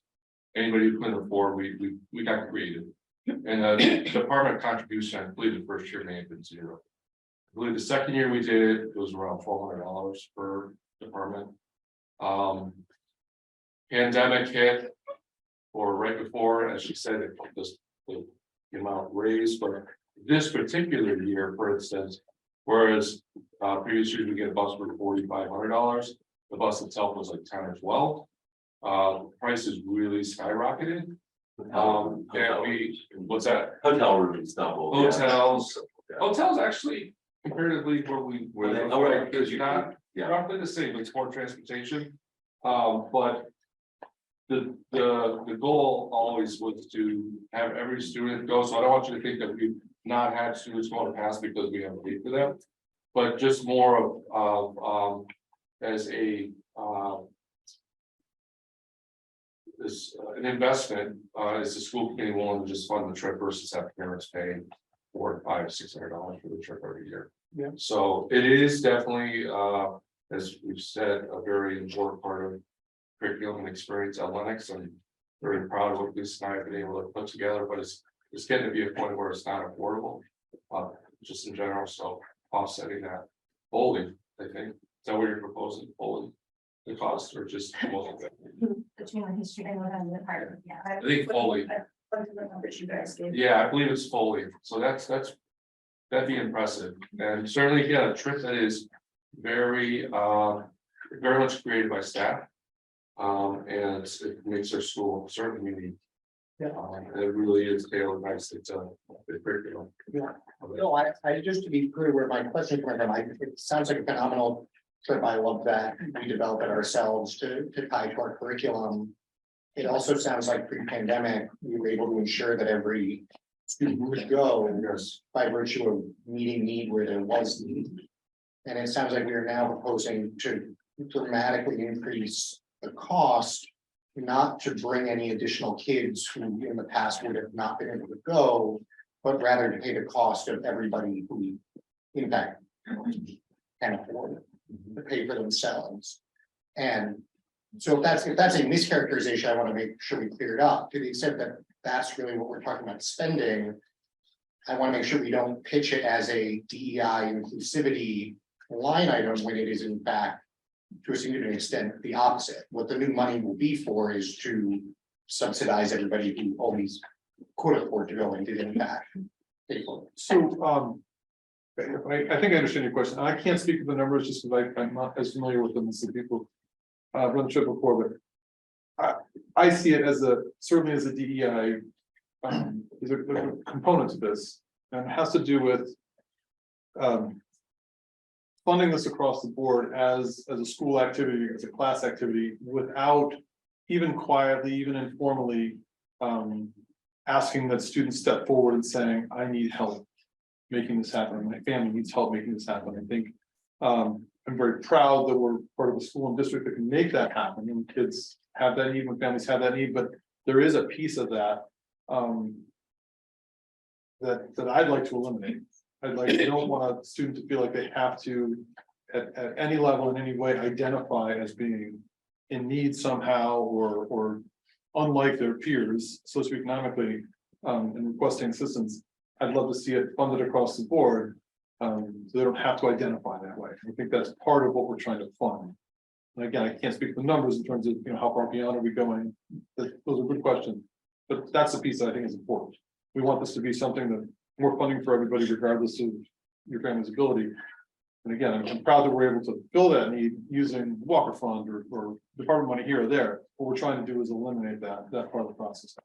So, see that as significant. I believe truly the need has gone up in Lenox. I think our community as a whole has changed since 6 years ago. We now have a food pantry and a clothing pantry in the school that we didn't have 6 years ago, and being utilized by families in a very quiet, discreet way, right? Like we're actually thinking about just leaving the door open so people, it's open to everybody to take away that stigma. So this is just nothing, our population has changed. It is not the same student population that we traditionally had years ago, just.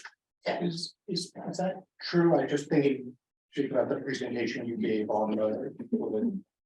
Particular, I mean, we have the data on socioeconomic communities. Is there a significant increase in the socioeconomic need of our student population? I mean, there's definitely an increased trajectory on high needs, which is a. But that includes all sorts of academic spectrum.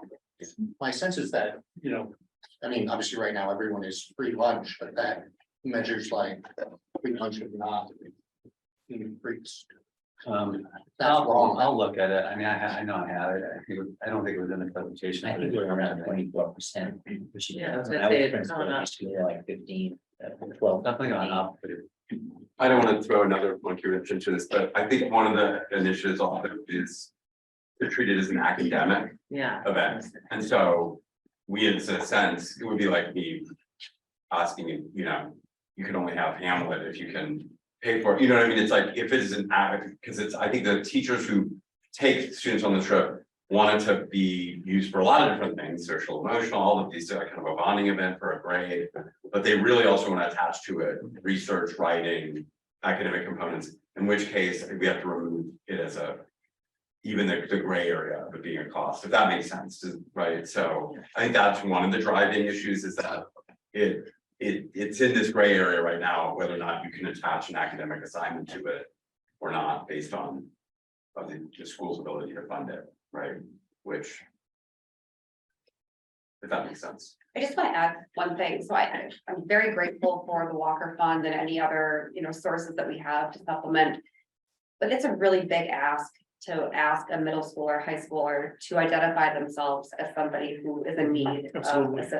And I think, I'm very fortunate. I haven't been in that situation before, but I can imagine there are a lot of students that would rather just not go than to create attention on themselves, identify themselves as somebody needing assistance. So I think we need to be really careful on how we approach this. I agree, and I suspect that a lot of students are told that you're not going to ask, you're not going to identify, you're not going to go, we're not going to involve ourselves in requesting funds.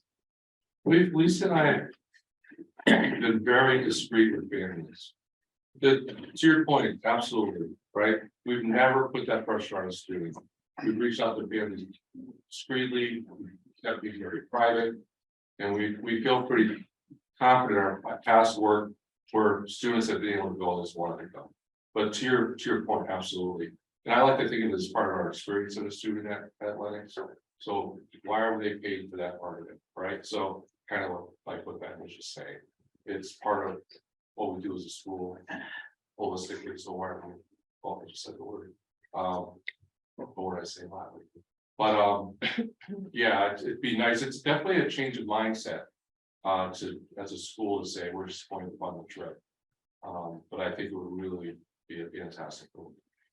So you asked about the historical numbers, I do have those. So starting at about 2017, the amount is 8,500, I'm sorry about that. So, 2018, 8,000, 2019, 8,000, 2020, 9,500. 2021, 14,000. 22,000. And 23,13.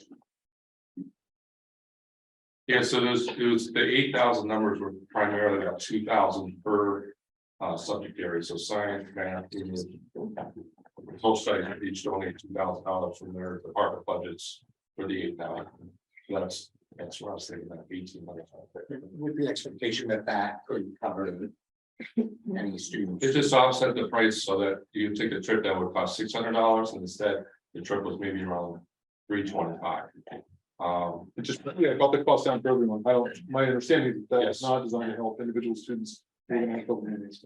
So the field trip policy we have says the local field trips is the school committee's goal that we no cost to students participating in local field trips. extended ones, the committee recognizes that extended field trips to Washington, New York City will often require students to pay a share of the cost.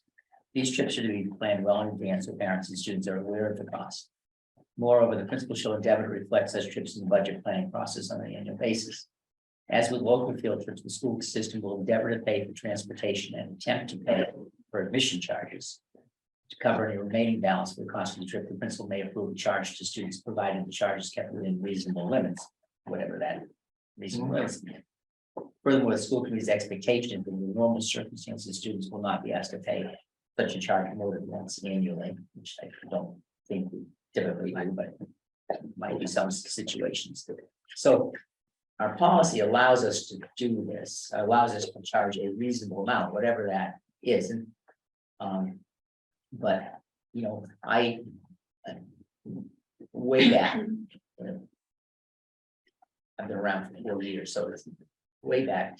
The goal was always to, if this was part of the curriculum, there was no charge to students.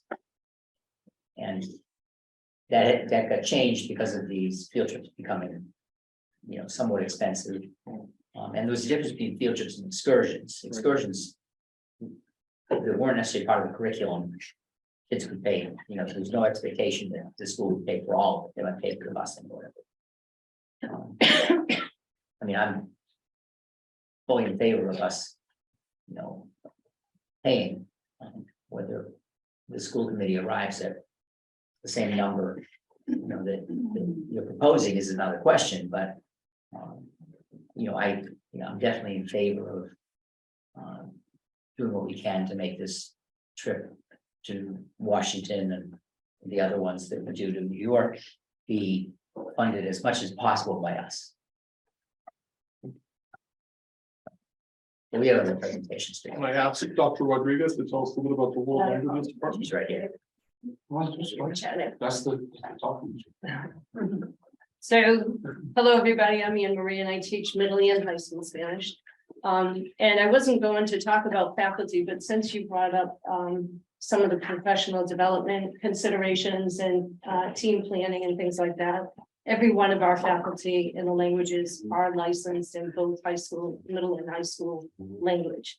So it really creates an issue when it's time for team planning and things like that. So I just wanted to, in terms of scheduling, we can always be creative with the schedules and try to make it work for everybody, but it doesn't always work that way. Many great things happening in world languages right now.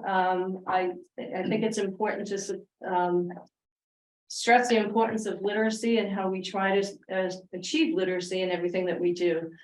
Clearly, our objectives are to teach French, Spanish, and Latin to our students, but in that process, we're developing literacy in English in all of our students. And that goes for students of native English language and English as a second language. So we're all pretty busy doing that. Our programs are robust this year. We're seeing more and more enrollment returning to pre-COVID levels. Travel's back. This weekend, we have a group of students traveling to Spain, which big shout out to Amy Bainbridge for doing everything she could do and go above and beyond to make that happen. In April, we have a trip to Quebec with Andrew Clay. So we're feeling good about our programs. This year, we implemented our 6th grade program across all languages. And what that does is give every student who enters 6th grade equal access to all 3 languages. So we're feeling pretty proud about that. Those students can then choose whatever language they want to study in 7th grade, continue on right through their high school 4 years. Lots of options, pathways available for them. We're consistently evaluating pathways and the needs of our students because we recognize that not all students are on the advanced placement pathway, right? And they might not be looking at 4 years of high school language. So we're constantly thinking about what can we do to meet the needs of those students. But right now we're feeling really good about our program and the options that we have available to all of our students. Excuse me. It's important that I mentioned that the 3rd bullet point here it's not unusual for us in the languages to have to rely on people outside of our department to help us meet the needs of our course enrollments. This year, we're fortunate to have our ELL teacher teaching one of our sections, a French section. It's not unusual. In all the years that I've been here, we've had to depend on people outside of our department to help us with a French section, Spanish section, sometimes a Latin section. Next year, I anticipate both the French and a Latin section, or a need to cover a French section and a Latin section. Sorry. We are continuously using assessment tools to not only determine proficiency in our student, but to guide our instruction, hopefully improve upon any gaps that we might identify and vertically align our curriculum. And that said, we this year are piloting the Sealed by Literacy program, which is pretty outstanding. I think we're doing a great job with that right now. It's a pilot, so there's a lot still to learn. Andrew Puy has tested all of her students in 11th and 12th grade in French. The idea being that if we can demonstrate proficiency in all of our students in whatever their second languages, in addition to them demonstrating proficiency in English as determined by the MCAS, that we can award the Seal of Literacy to them, which is something that I've been looking forward to do, and I'm hoping this year at graduation we'll be able to affix a seal of biliteracy on a couple of our students. So the other point I should make about the seal of biliteracy is that even though we are going to test our students in Spanish, French, and Latin, we have students in the building that are proficient in Turkish, Greek, Asian languages, and we can test them in those languages. So I should thank you all for that support, because without the support of the assessment program that we put into place this year, we would not be able to do that for our students. So feeling pretty good about where we're at. Happy to answer any questions. Or not. Thank you. Thank you very much. Thank you. Mr. Philpinger, are you still with us?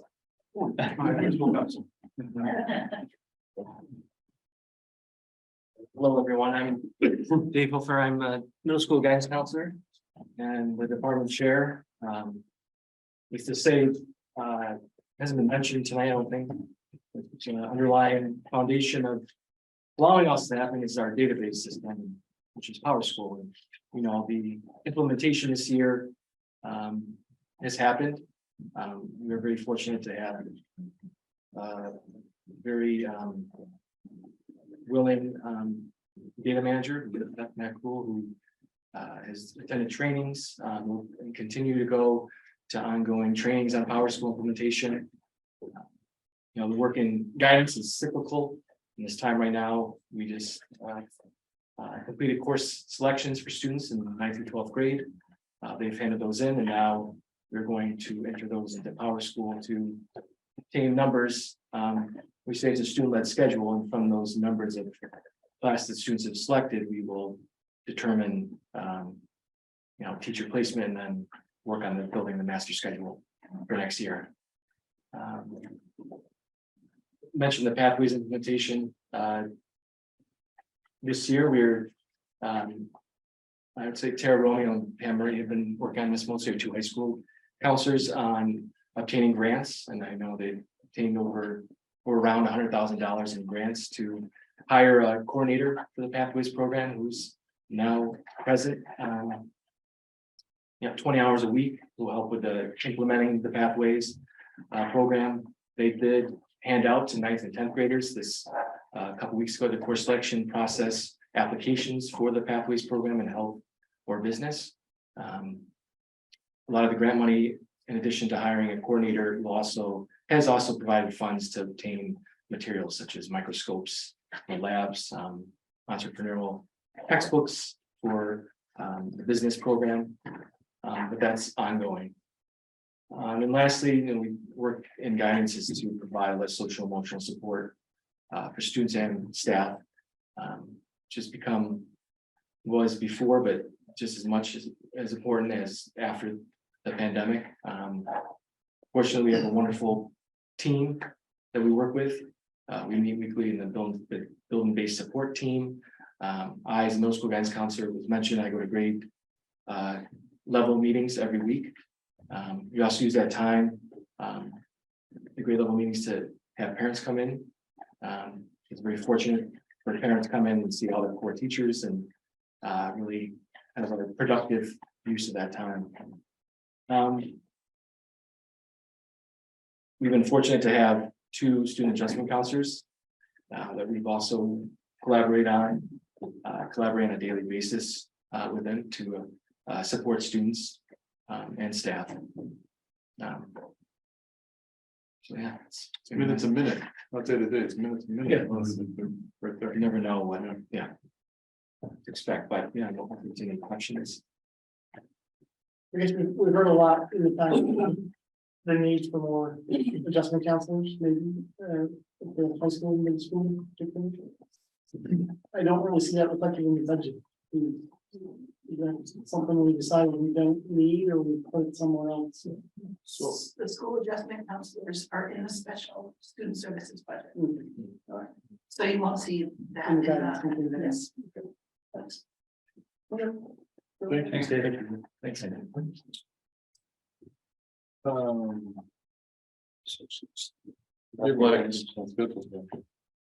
Well, I can be happy to say that the transition from myself to Maggie Rivers has been pretty smooth. Having myself in the building with Maggie is a big help.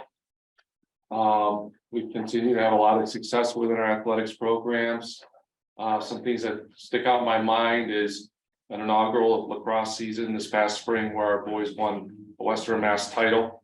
That co-op program had been in existence between Lee, Mount Everett, and Monument, and us for 9 years. We took it over first year, and we won a championship with that. So I was very proud of that work.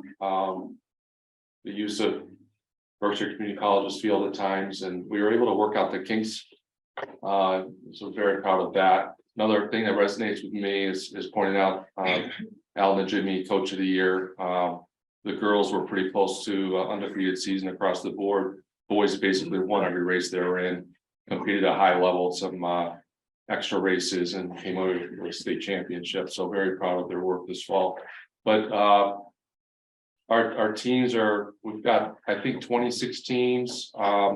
We're in the process. We've got a couple boys soccer athletes and Lee that have been wanting to play at our here at Lenox.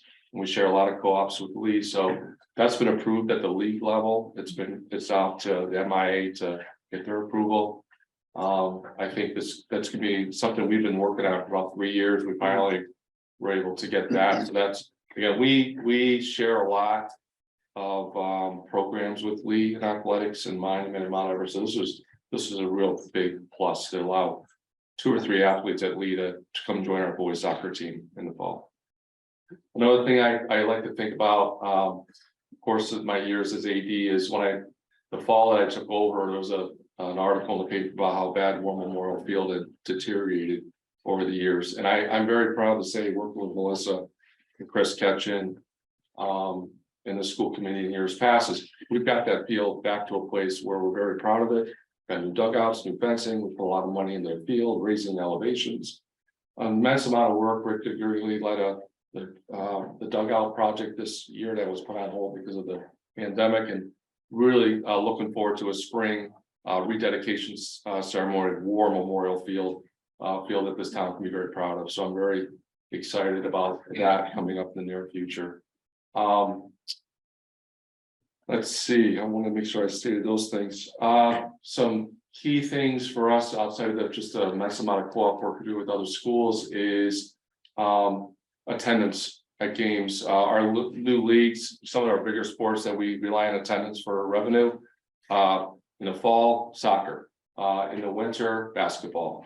In the spring, lacrosse, not so much, but because of our league width in across Western Mass. There's just fewer fans. There's fewer fans coming here per game, and there's also fewer fans going to the from Lenox to go to the game. So Melissa and I and Maggie are going to work together and look at our activity fees as far as maybe increasing the rate. Right now, comparatively in the Pioneer Valley, we're very low. Pioneer Valley fees, but to your point, Megan just said earlier, right? We want students involved in athletics as well. And there's some districts within the Pioneer Valley that charge upwards of $300-400 a season, depending on the sport, whether it's football, so hockey. It's quite regular that there's a $400 fee just for that one sport per player. So we've shared out with the ADs in the county as far as a lot of schools are struggling with what to have students pay for activity fees, but we definitely are on the low end. So we're kind of exploring what we should do there as far as increasing or not. We'll have something down the road to present to the school committee for that.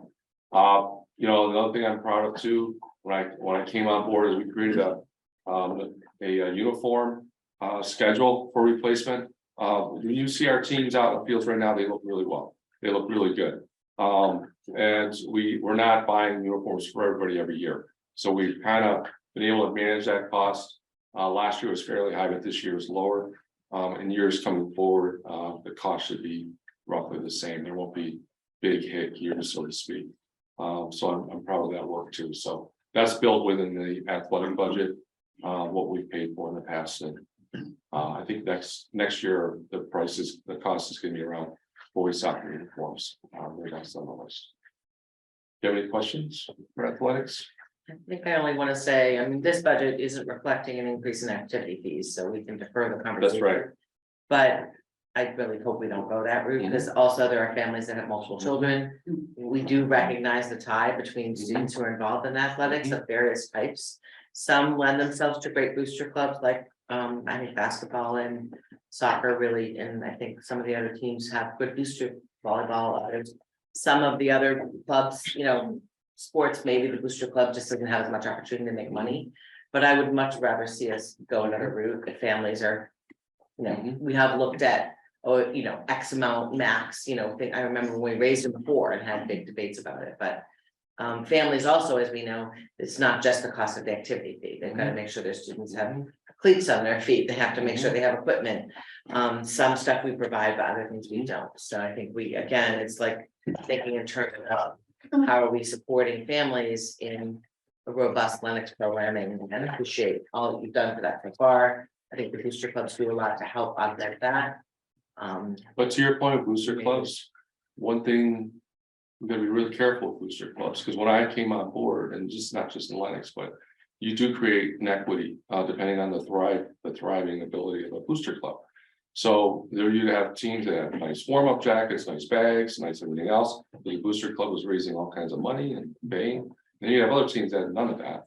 Yeah. So we're not relying on booster club. It's something we've gotten away from too, which I'm just to have equity and also for students across the board in the school. Now one program is perceived to be more important than others, right? So I think we gained a lot of ground there too, because if you look at any particular team, they're well dressed, they look good, and they're well supported.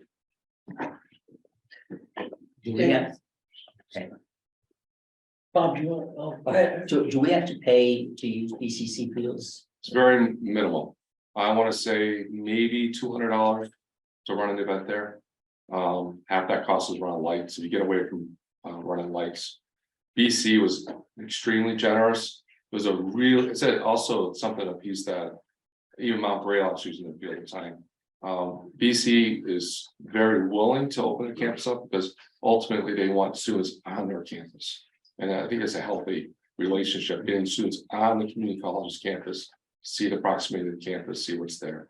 And it works for schools and it works for the college. So it's a nice relationship. So the fee to use their field is really minimal. I was also interested in reading the write-up. I had no idea that you move the soccer field 6 feet every year to try to keep the goal areas. Yeah. That is a real concern down the road, that the trees have gotten taller on the south end of the soccer field. It gets to a point, and I would say early mid-November, where it just doesn't thaw anymore. we've had to move games, we've had to have games shortened. We gotta kind of look at that, where our property line is and talk to property owners next to us. And kind of determine best for going forward, because the trees are very tall now, and the south end of the field, a good third of it doesn't get much sun after probably mid-October. There's oh, sorry. No, it's okay. The supplies line for athletics, we went Yes. up quite a bit this year. I'm wondering if there was something there that is different. I don't forget. Yeah, I don't have an answer for that. I saw that too. It's highlighted on my copy. I'm gonna get an answer for it. I'll be able to put on this computer with me.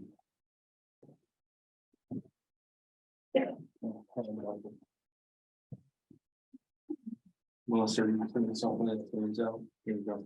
I'm showing that supplies have gone up 4,725 year over year, 27% increase. So last year's budget, we asked for, and the budget was approved for 17,075. This year it's 21 approved.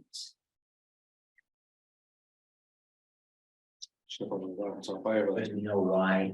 I got a question. That's the question. Yeah, and usually there's notes in our column over here. And then it's anything, so- So when I take that number, we have 50 lines for every sport. So I've added them together, and I'll double check that number, but there was nothing that said we need new this or we need that. I'll circle But back. I'll double check, yeah. No, I mean, let's circle back. Okay. Dave, you got a question? Sure. Yeah, just a quick one. You know, if the weather doesn't cooperate in the spring, Mhm. do we have ample locations and space for indoor training for our athletes? I think so. I mean, tennis have used the tennis center over, it's not Berkshire, it's more. Bosque. Yes. So tennis uses that. The gym I've created a gym use calendar for coaches to share the space, so that's worked out very well. Lacrosse is, until the grass really gets primed, we use the upper field in conjunction with the Lenox Youth Soccer Club. So last spring, I felt like we didn't really have much of an issue. The issue was around hosting lacrosse games. And our field just wasn't ready and I kind of worked that in the budget. You know, first, we tried last year, we played a lot of away games early in the season, so we weren't using our campus. But we still had to have a couple games to kind of make the schedule balanced. So we'll kind of look at it again this way. Maggie's creating a schedule with the other ADs, and we'll probably not host many games until mid-May, and that's when our field's really ready to go. A lot of great things happening in athletics. The theme is District 1 is it's great because we can play these teams that are similar to our teams in skill and competitiveness, but it's a long drive. It's costing us a lot of money, and people are discouraged from coming as visitors. It's coming to see events, and as a result, our gate receipts are down. So we're kind of feeling on both ends. Can I follow up on that long drive for a second? And just in terms of the welfare of our athletes, you know, if they're leaving their home at 7 in.the morning, you know, in terms of rest, schoolwork, nutrition, how are we taking the, you know, Well, getting one up of the next morning you know? Yeah, so one of the things we've done, particularly this year compared to last year, and adjusting is versus Mahar. We don't play Mahar during the week. We play them on a Friday or Saturday. That way, we've really been strategic within the ATs to make sure there's long travel. We're trying to push those games later in the week. So the game schedulers for the leagues are very cognizant of that. And then if there is a problem, the Mahar game is scheduled on Tuesday, you know, the ADs work together and try to move it right away.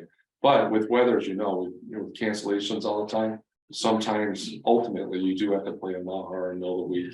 And yeah, it is hard. We try to get them out earlier. Sometimes you drop a JV contest, you can start the game earlier, maybe 5:36 instead of starting the game at 7, but then you're shortchanging the JV program. So there's definitely a balance and kind of just a lot of workarounds to make sure. Yeah, you're right. The balance of the students' day is really hard. So we schedule those games later in the week is going to be. Thanks, Dave. Yep, you're welcome. I'm gonna stay. I'm going to speak very briefly to other student activities. I think, we have a lot of course offerings that are really unusual for a school our size. I think the same can be said about all the clubs and activities we have. You see that list, it really is impressive. It's comical almost when you see all the sort of the far out activities that we've run. It's really, really important because for so many of these kids, that's where they have that connection with an adult. It's not their math class in some cases. But for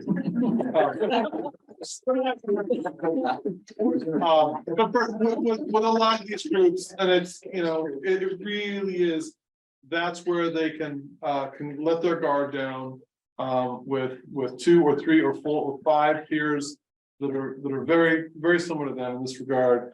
And there's a connection with an adult that's really special. And it's, you know, when you add it all up, there's a big number at the bottom, but when you think about what we're getting for those kids, it's a phenomenal value. It really is. And it doesn't really matter if it's chess club or, you know, competitive yoga. I'm making that up, but it might be on the list. There's so many offerings, you know. There are opportunities for connections that we don't have elsewhere in the school for some of these kids. For some of these kids, that really is the connection that's so important. So I'm proud of all the offerings we have, and I just encourage you to remember how important it is as a way for some of our students to connect with an adult in different ways. I am going to give up my seat and ask Jen Dries to come and speak about. No. Someone's. Jen, talk to us about health services. Dr. Everett. You are good to go. Thanks a lot. Thank you. Thanks for being here. Yeah, thanks for having me. Thank you. So I'm Jen Dries, the school nurse at the high school. I really feel like the health office is really a place for that holistic approach of helping kids to really understand health and wellness, how the mind and body all work together. You know, child comes in with a headache or a stomach ache, it's a great opportunity to say, okay, what else is going on in your life? Or might this be manifesting from? What can we do about it? How can I support you? How can I help you? Teach them a little bit about themselves, wellness, self-care, especially on the heels of the pandemic. You know, we can all learn to take better care of ourselves and listen to our bodies and nurture them wherever we can.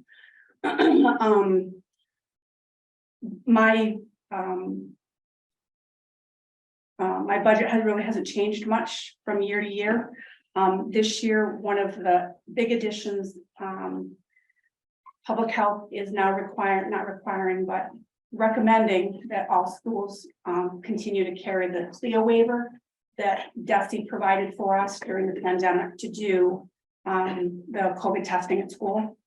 What they've decided is that we really should have a CLIA waiver on file for any of our kids that need any type of laboratory testing. So if we were to have, fortunately right now, we don't have any diabetic students in our school, but were we to have a diabetic student come in, any blood testing, ketone testing, any testing that was ordered by a doctor, we would have to have a CLIA waiver on file. So we've applied for that. I've had a couple of emails back and forth that they're looking at our application.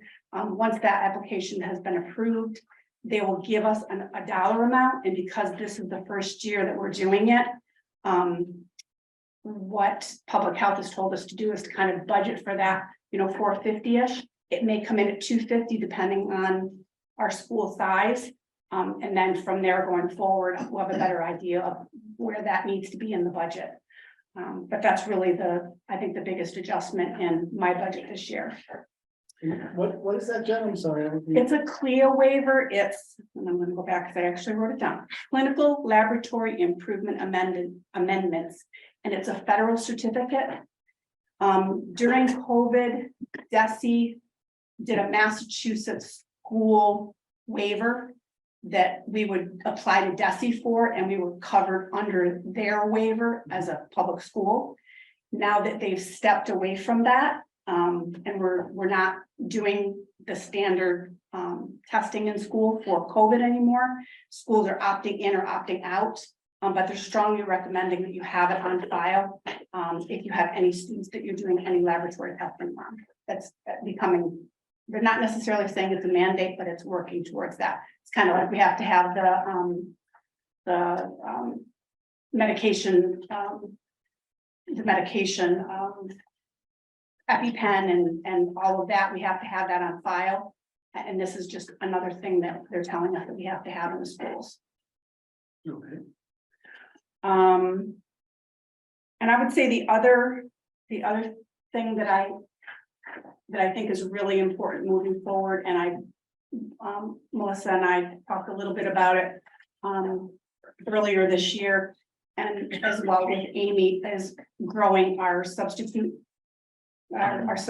for the health office. That's been a concern for a number of years. You know, we always get an influx of, you know, people that are interested in sub nursing, but then they've got their foot in a lot of different doors. So when you call them in an emergency, we really don't have a whole lot of availability. We have 2 sub nurses that have been part of the district since I've been here, who are great. But again, one's retired, not always available. And the other one has now taken a part-time job in Lee. And so I think really looking at expanding our substitute nurse list, really looking at what that compensation looks like, given the specialty of what we're asking them, the liability that falls on the school nurse, and the responsibility that carries. The 2 sub nurses that we have are fantastic. They know our kids, they know our policies, they know our protocols. They can walk in the door, and not only do the teachers know them, but a lot of the students know them, faculty know them. You know, we now have a contract to be able to have an agency nurse come in. My experience with agency nurses in the past is not great. They don't know school nursing. They don't know the office. They don't know the students. They don't know our phones. They don't know our protocols. They're walking in blind. And quite honestly, a lot of them don't want to come because of that, because they're walking into a foreign entity. They don't have a team behind them. Who do they call if they have a question? You're really working in isolation in school nursing. I mean, your judgment is everything, and it's a huge liability on your license as a nurse. So, you know, that may be something that we can look at going into the spring, maybe into the summer, and maybe tapping into some of our families, maybe some nurses that are out there as our parents that may want to, you know, be added to that list and maybe do a little bit of orientation to kind of learn what school nursing is and get their foot in the door and become a little bit more comfortable. Because I think through COVID, that was Kathleen and my biggest fears. We got COVID, and who's going to come in for 5 days and cover us, because there isn't anybody. So had we had to rely on agency nurses, that could have been really unfortunate. So just something to think about going forward. So that would be a goal going forward. We're very grateful for Jen's knowledge skills. Thank you.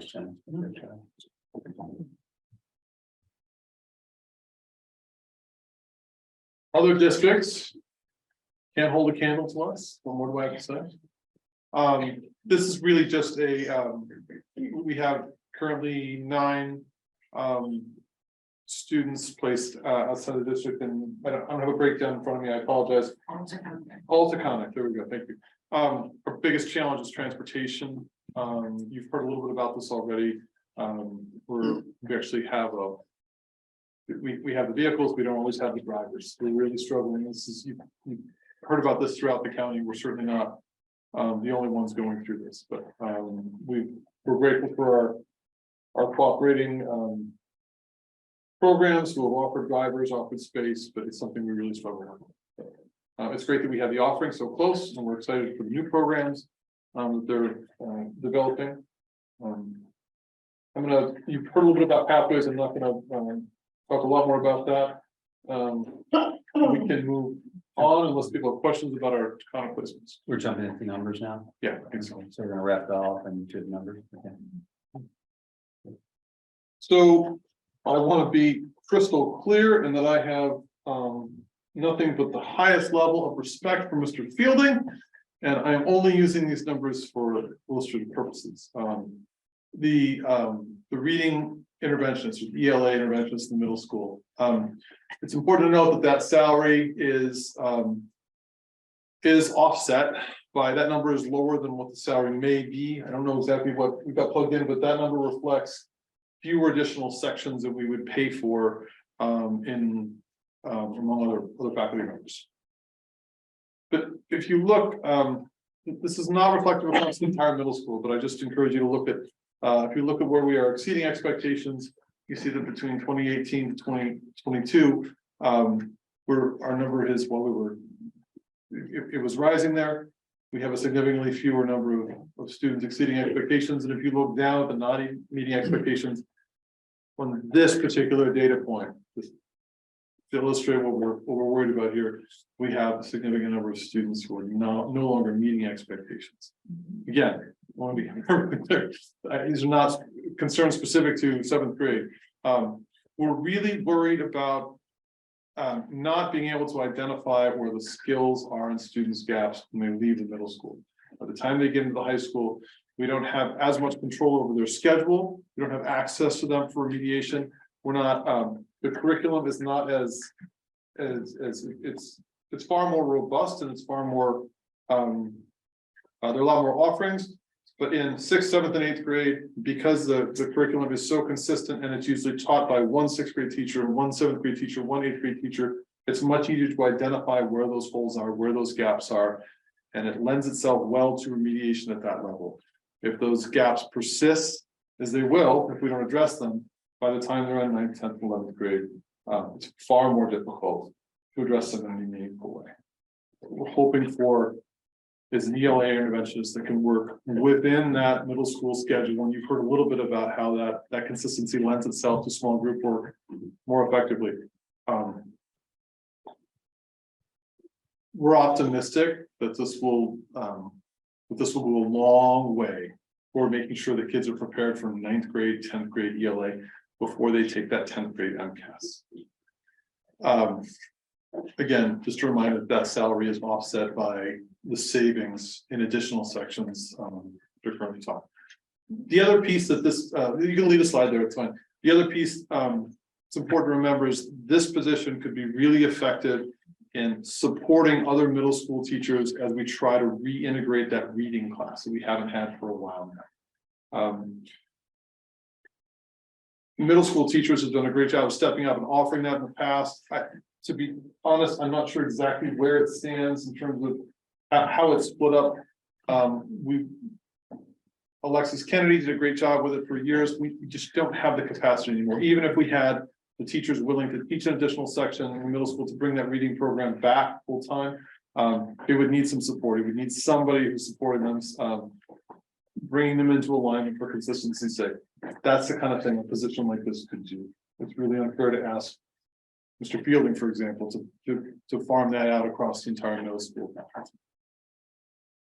Sorry, on the chart with the numbers, I mean, it wasn't really a declining trend, it's just a cliff in this past year. It seems like roughly more than a 20-point shift out of the meeting expectations or better into the not meeting expectation, only partially meeting them. I'm guessing one doesn't usually see that sort of cliff. So I'm wondering, first of all, is it representative of what the other grades do look like? Is it a one-off fluke? Like what do we think happened? I don't know. We could just agree to stop using the word cliff. Well, it's concerning. It's concerning. The 8th grade slide wasn't quite as stark, nor was the 6th grade. That's why I use this one to draw attention to the issue. But yeah, there are concerns. We're no longer we saw similar numbers in the other grades. We would like to see things either stable or moving in a direction. Well, I mean, I guess do you see it for this cohort a year earlier? In other words, is this I think that's where the snapshot is. It's hard to take out of context. Yeah, and I think you really have to look at the cohort over time to see if this is a consistent pattern. For one year shot, you also could look at other seventh graders in 2022 to see how they did statewide. It could have an anomaly of the test, it could have been an adjustment of cut score, that sort of stuff. So I would be a little bit cautious about jumping too fast or a dramatic change. However, it does look, we have like kids impartially, pretty consistent across the board, and those are kids who certainly want to move on. Okay. Or I should have used data that I don't want to discuss, so it's. Well, not me, that's but- what I was gonna say, we're sort of being shown this picture to make the case for why we need to add someone, so I don't think we should then say. Well, this picture is too dramatic and we shouldn't focus on it, that's the rationale for We have, adding the person. again, my concern is that we have gaps in the middle school that can be both easily identified and easily addressed in the middle school. But if it goes beyond that, if it goes into the 9th, 10th, 11th grade curriculum, we just don't have access to it, right? We don't have the diagnostic abilities that we have in the middle school. And we don't have access to scheduling, pull-up capabilities to work with them in small groups the way we do. This is reflective of that. This isn't driving my concern. It simply reflects my concern. I think the quality program too has a strong intervention math and reading. My wife's a reading teacher. She's the reading specialist at Greenville, but the gap and what it causes for future learning is only gets bigger and bigger and bigger. And I remember visiting a Westfield Middle School about 12 years ago. And at that time, they made a financial, same decision we're making tonight. And the principal there was rationalizing why they just needed a specific person to teach reading to middle schoolers. And he just talked about the accessibility of all the curriculum in future years to the student and how important it was to have that focus on reading. Just, I mean, to Dr. Everline's point, 45, 46, 29, 32, 53, we're talking about a third to half the students who are below that need some really focused intervention on reading. And then to Mary's point before, a better approach in math and defending the students. So I thought just a very vivid conversation I remember having with a seasoned middle school leader in Westfield, and it was hands down, he said, one of the best decisions he made in the middle school. So I had a question about the potential position. So it's 47,000 because it's going to be some offset because now there won't be teachers teaching an extra section. And were those the reading what were the 6th grade reading sections that we're talking about? And will this person be teaching the 4 sections of 6th grade reading? No, they can't, we couldn't use this person as we hope to as an interventionist and have them teach all the sections. Right. But what my hope is that if we have a dedicated position that they could support in terms of curriculum development, lesson planning, so that other teachers could implement that without having to shoulder the burden of all the planning. Okay, I'm just still mystified by the funding then, because how many sections of extra, how many extra sections are we saving? yeah. It's typically, if I can answer that question. So in the past, the reading section was offered 4 sections to all 6th graders. Right. And correct me if I'm wrong about any of this, anybody, but that was always someone's 5th class or someone's 6th It class. might be a high school teacher coming in. And really the problem with it was that when Alexis Kennedy stopped being the person sort of in charge of it as a 6th grade teacher, who also did it as her 5th, who then also controlled, I think, the curriculum of it pretty steadily, that it now is just one reason why I think people feel like there's a position needed is that nobody's kind of overseen. It changes year to year. Different teachers have taught it from a variety of different departments, and that there's no real curricular consistency. So the one hope is that not just it would improve the scores, but it would also improve some clarity around the curriculum, that we get one consistent person doing it. And then again, I think that is that the reading class wouldn't necessarily reappear, but that reading specialist could then impart some of that to students to do in an enrichment section, etc. That would be a middle school English teacher's 5th section, would be involving doing enrichment of various things, and that reading specialist would be able to help all those teachers year over year coordinate it with one another, and not just in English, but in other subjects. I would assume science and social. Yeah, but see, conceptually, I'm not getting what sections we're saving the money on. The reading class itself. Right, so the reading classes are only in 6th grade. But there's 4 sections of it. Right, there's 4 sections. So it sounds to me like this reading interventionist is gonna be taking over those 4 sections. No, Okay, I don't know because about that's this where the year. savings would come from. I mean, I don't know about this year, but I do know when we Yeah. started this intervention Yeah. model in the middle school. What happened in order to have so there was a dedicated math interventionist. And I don't think it's happening this year, so I don't know, I can't answer your question about the savings, but I can tell you in the past. That intervention piece was taken on most often as a 6th section by a middle school English teacher. So there were 3 intervention classes, 1 in 6th, 1 in 7th, and 1 in 8th. That historically have been taken on as a 6th section. We didn't need to do that in the math department because we have this math interventionist position embedded into our department. So I don't know if it's a this year to next year savings, but I think historically that has been. I mean, I could name the people, but I don't want to. The 6th, 7th, and 8th grade I have a chart. English teachers, the 6th, 7th, and 8th grade English teachers in the past. but have if it been the didn't fit ones into the who- schedule. Right, They so couldn't do it, right? they've been the ones who have typically either picked up the reading section or the intervention section. This year, currently, our reading is happening quarterly and taught by 1 person. There is no intensive reading intervention happening anywhere other than in special ed. So I think the answer to your question might be. The savings is that one person's 6th class. Who's the only person who's teaching reading, but they're teaching it 1 quarter at a time to 4 different sections. That's what I think. Yeah, just fine, yeah. Yeah, that person's teaching. So it's that extra section for that person. That's the offset of the salary, I believe.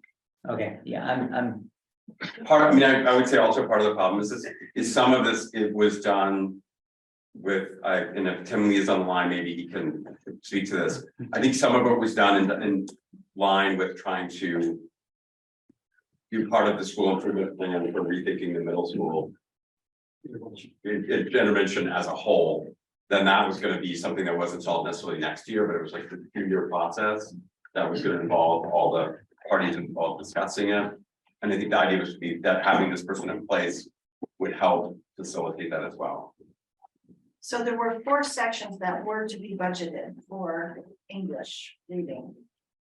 Those with an addition of an interventionist went away. Those 4 sections next year would cost 22,800. So the total is 70, but I'm not sure what the responsibilities of that position is aside from the 4 sections. yeah, why don't we move on? I think just one last piece though is the consistency and the continuity of and the quality of the reading instruction. That's just so important. We can easily say why we need it. No, I don't know. But the piece that what we are already spending minus from the total salary, the 47,000 left makes sense. It was just, we've been hodgepodging it together with the extra sections, people overloading. Here we create a position where someone is focused on reading 6 through 8 and working with the teachers. Okay. And Orange, I don't want to leave this one comment here hanging.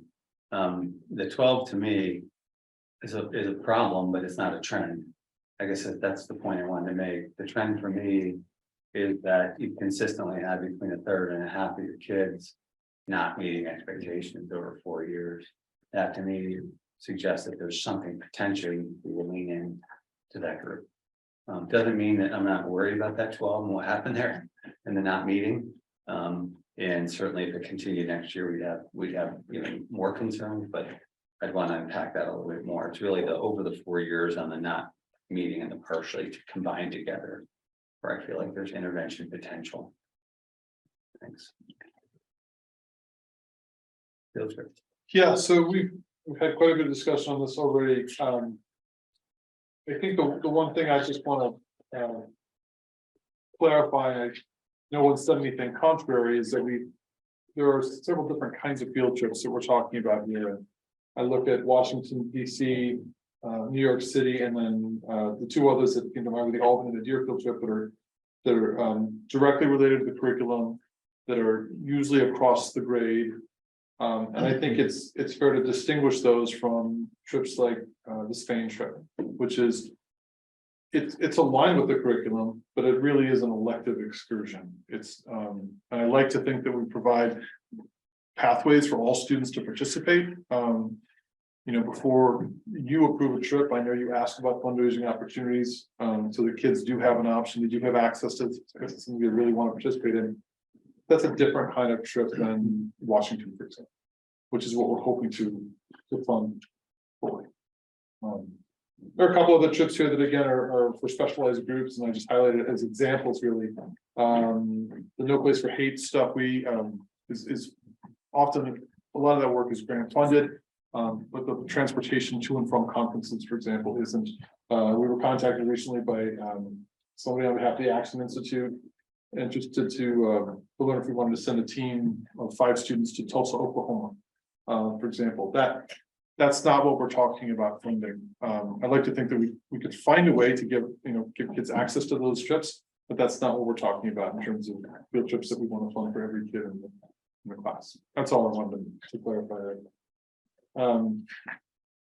Is there just this unfair question? I should ask you this ahead of time, but any conversation about having kids and families contribute something?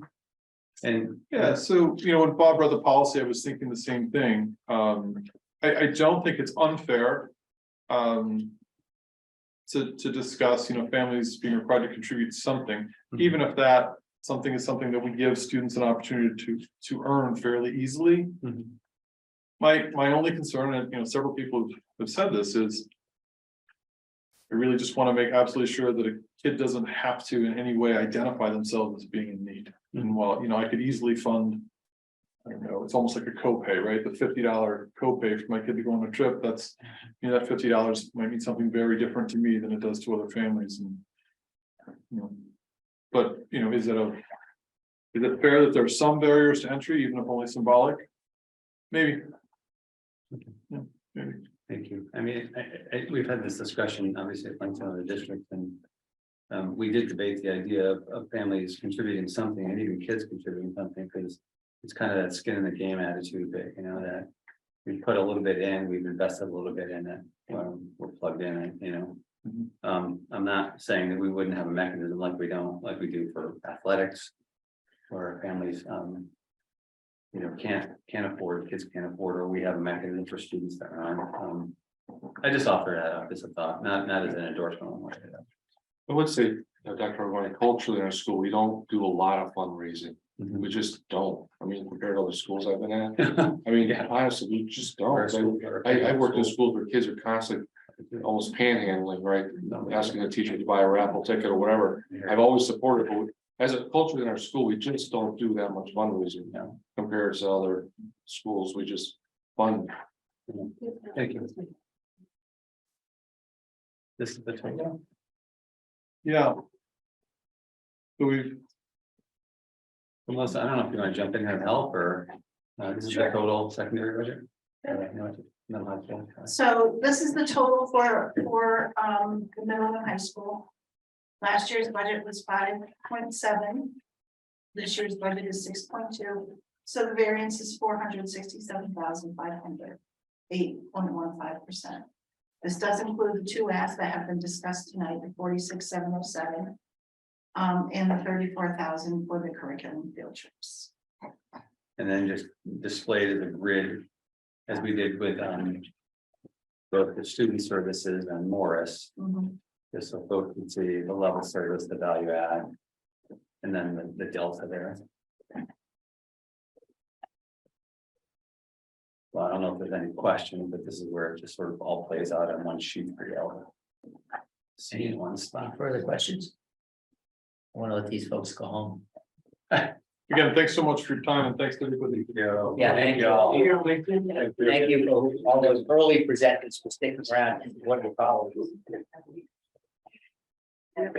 Wouldn't be alphabetical order next year. Next year, it's gonna start with world language. Thank you.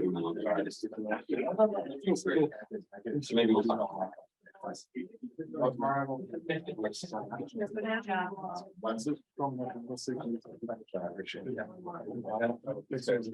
night, everybody.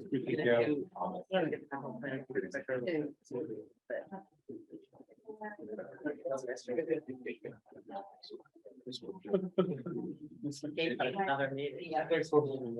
Thank you all. So, I mean, you guys are welcome to stay, but if you want to run. Capital budget, hang around. I have to sleep tonight. All right, so we jumping in? Yeah, if anybody needs to take a break, just do it. Yeah. March here. So, thank you. My laptop is going to that. We're okay with yours? Good. Okay. Just as a kid over the notice. I'm good. Okay, nice. Thank you.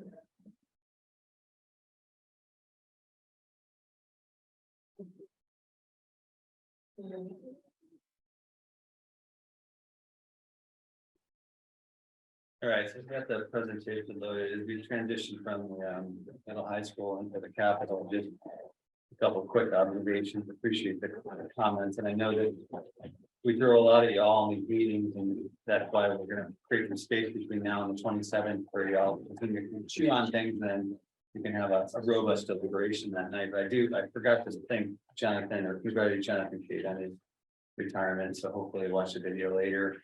I did hear consistently, Dave's point earlier about space challenges and collaborative time challenges at the middle and high school. Those are pretty consistent themes.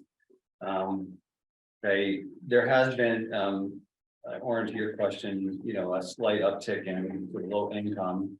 Give it precise numbers, but it looks like it's been bouncing from 16 to 18, but it did go up to about 24 and 22. So there's a little bit of bubble. I don't know if that's post-COVID or counting or what. Last comment is I want to say that my high school mentor was a math teacher, and that's it. So I had to make that point. These are all the things I listen, pick up on. I come from All a right. family of math teachers, so. So off we go. We're gonna give you a quick sprint for capital, and to be honest with you, all you really need is a spreadsheet. This is the key.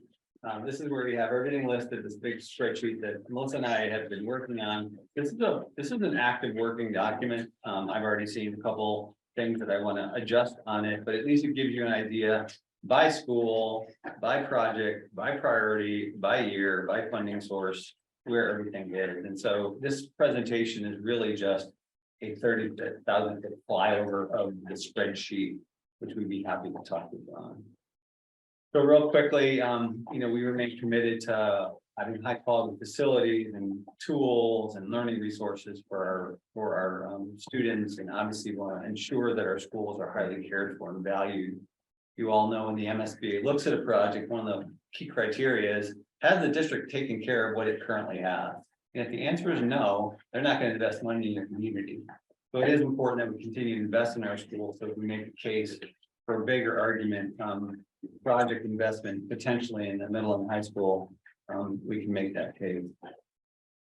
Capital basically by definition is, and you know, different folks define this a little bit differently, but we're using the working definition of over $5,000 with a useful life of 3 or more years. So it tends to be, you know, a good that you're investing, purchasing and investing on a physical asset.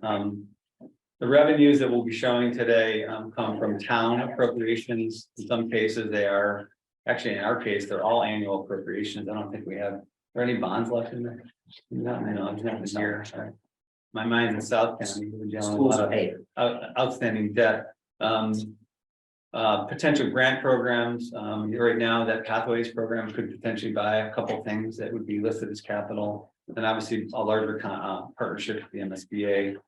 Then again, as I mentioned here, the full spreadsheet has both near and long term. My challenge to Melissa and the team was, I want everything down. I want everything down. Like, no holds, let's get it all down. Even if it's priority 5, at least we'll have it listed. And it turns out they had already done a lot of the work. So it was already, you know, 90% done. You've seen this before. So I was pleasantly pleased.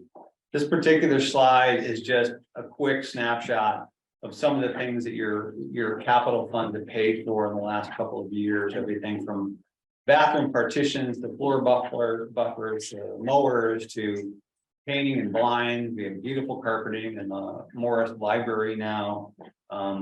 Security things like radios and repeaters. We make sure that a radio in a building actually works from one end of the building to the other. So there's little things like that which are constantly ongoing. And then obviously we're fighting the battle of roof right now. And the good news is that roofs were inspected. I think it was 2 or 3 years ago, and they got pretty good feedback assessments.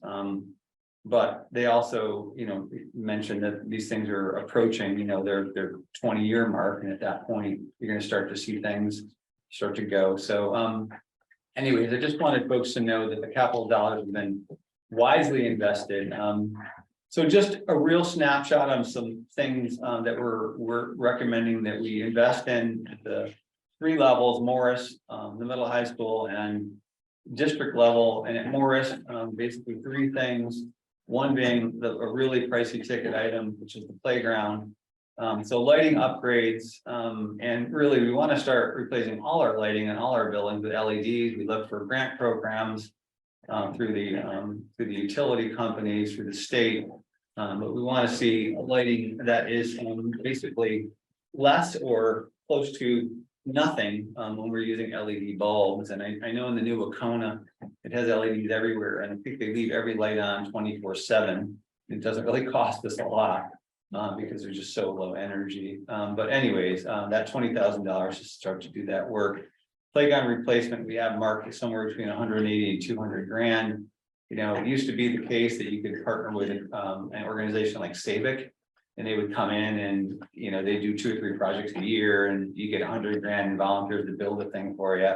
Not the case at the moment, although we are looking at some potential grants to offset this. But, I did a walkthrough on all 3 buildings, the 2 buildings, and obviously with technology.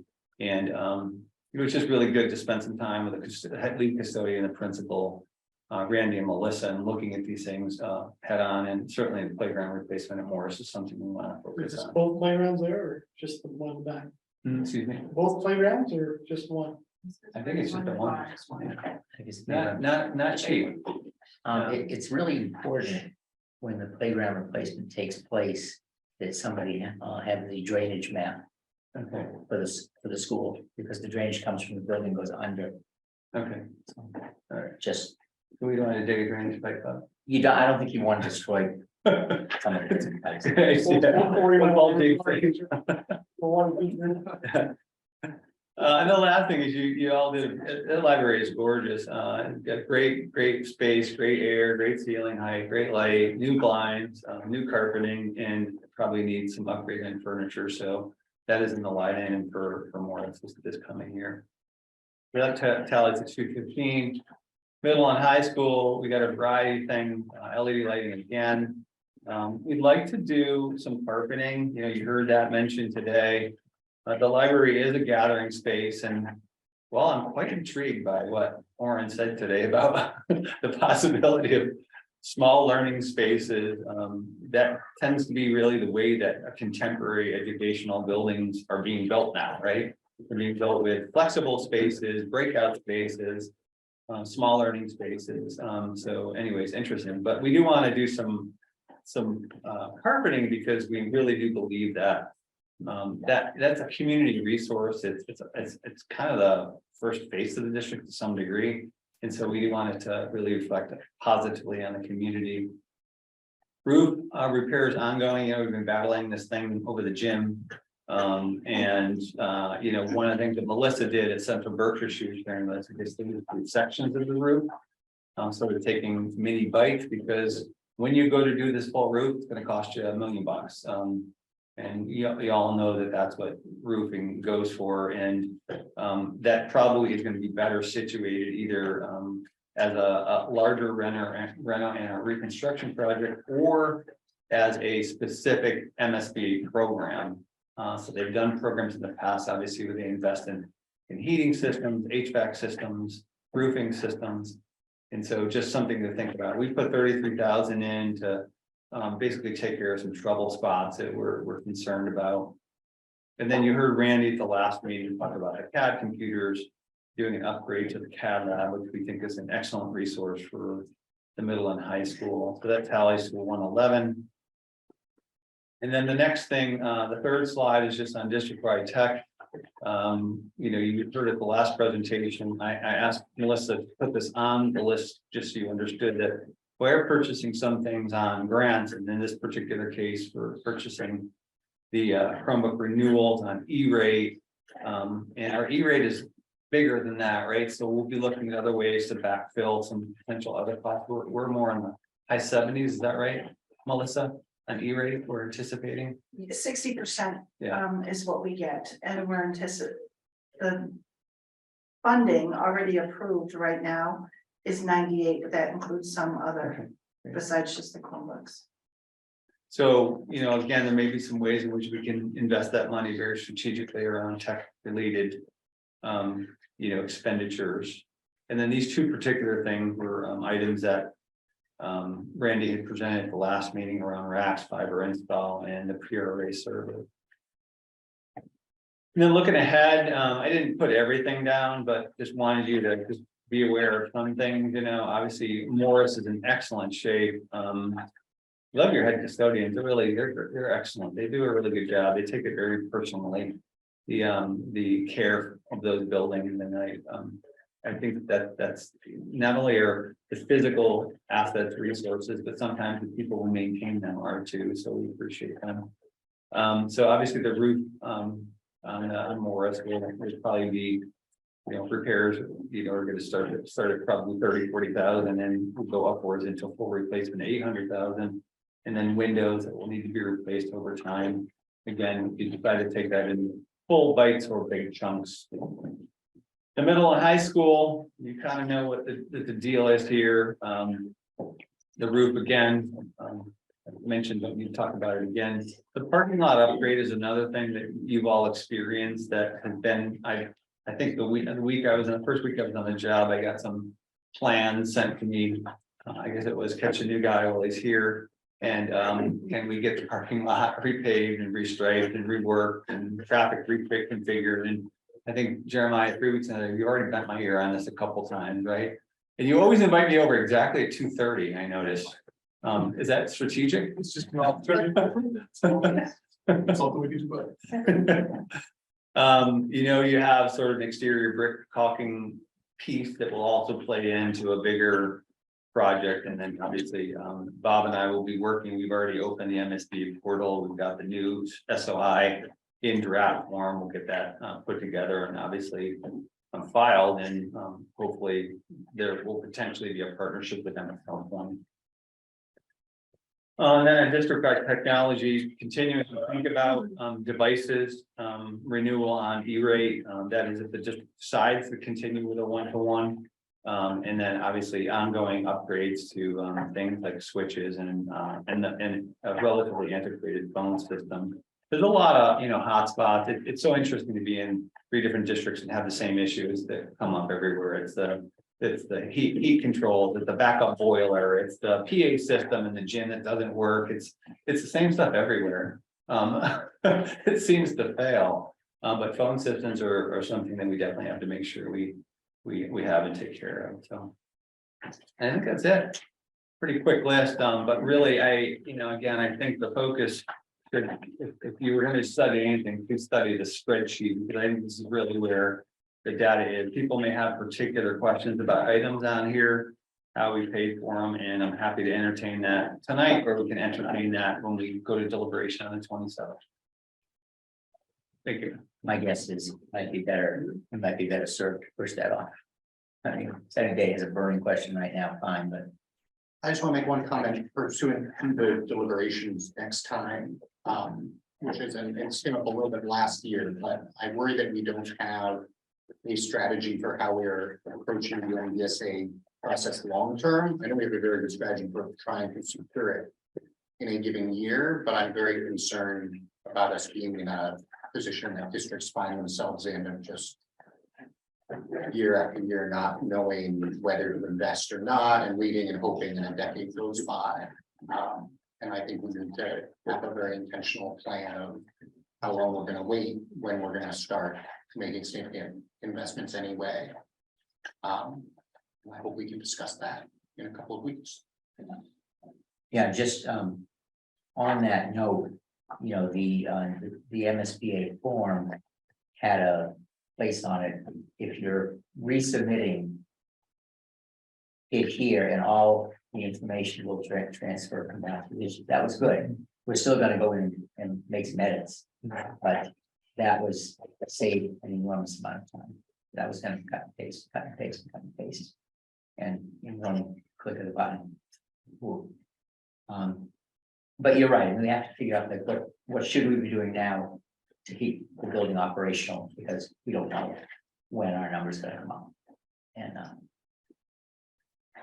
Yeah, so I didn't talk about the labs, because you all know the lab, you need that three. and if you want a full, I can send you the science department's multi-page description of their all the issues that they have, which is part of the Right. submission, actually. Sure. Then you can see. You know, we're like, a simple fix is we're gonna put a sink in. We have a lab that has a small sink and we feel like there's expansion room there, so that's a fix that we, at least we can start chipping away. It's not a full solution. We're gonna look at the chemical storage room and getting ventilation in there. It's more up to code, and so there's a few things that we can do to start to move the needle on, at least trying to piece some things together, so. And the only thing I would say is if there's anything you all need for the 27th, I'm happy, Melissa and I are happy to bring things forward. I don't know if you want me to just summarize on that one pager, or you tell me what you need, and Bob and Veronica, and I'll likely be building the agenda, so if there's particular back if you want, we're happy to provide that. Everything will be loaded into the shared drive, and then we'll also get the presentations that were made tonight onto the public website, so the general public can also have access to all this information. Thank you. Okay, subcommittees, governance and leadership is meeting Thursday. Yeah, actually, we're, Jake, I appreciate the email that you sent, and the list that you put together, policies that we should review, and I'm wondering if we can start the meeting earlier, if that works for you, since you said you had to leave at 5:30. Yeah, that's fine. Okay, so we're gonna move this meeting to 4 p.m. if that's okay. On Yeah, I'm Thursday. looking at Amy because she'll take care of it. I'm so. And human resources is meeting tomorrow. We'll meet tomorrow, discuss priorities for the year, and preparing for Unit C bargaining, which will then kick off on the 27th before. So, yeah, so the Unit C collective bargaining will start at 4 o'clock on the 27th, and we have school committee at 6:30.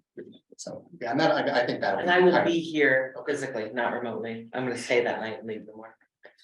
Yeah, that'll be kind of the organizational meeting, I think, so we should be fine.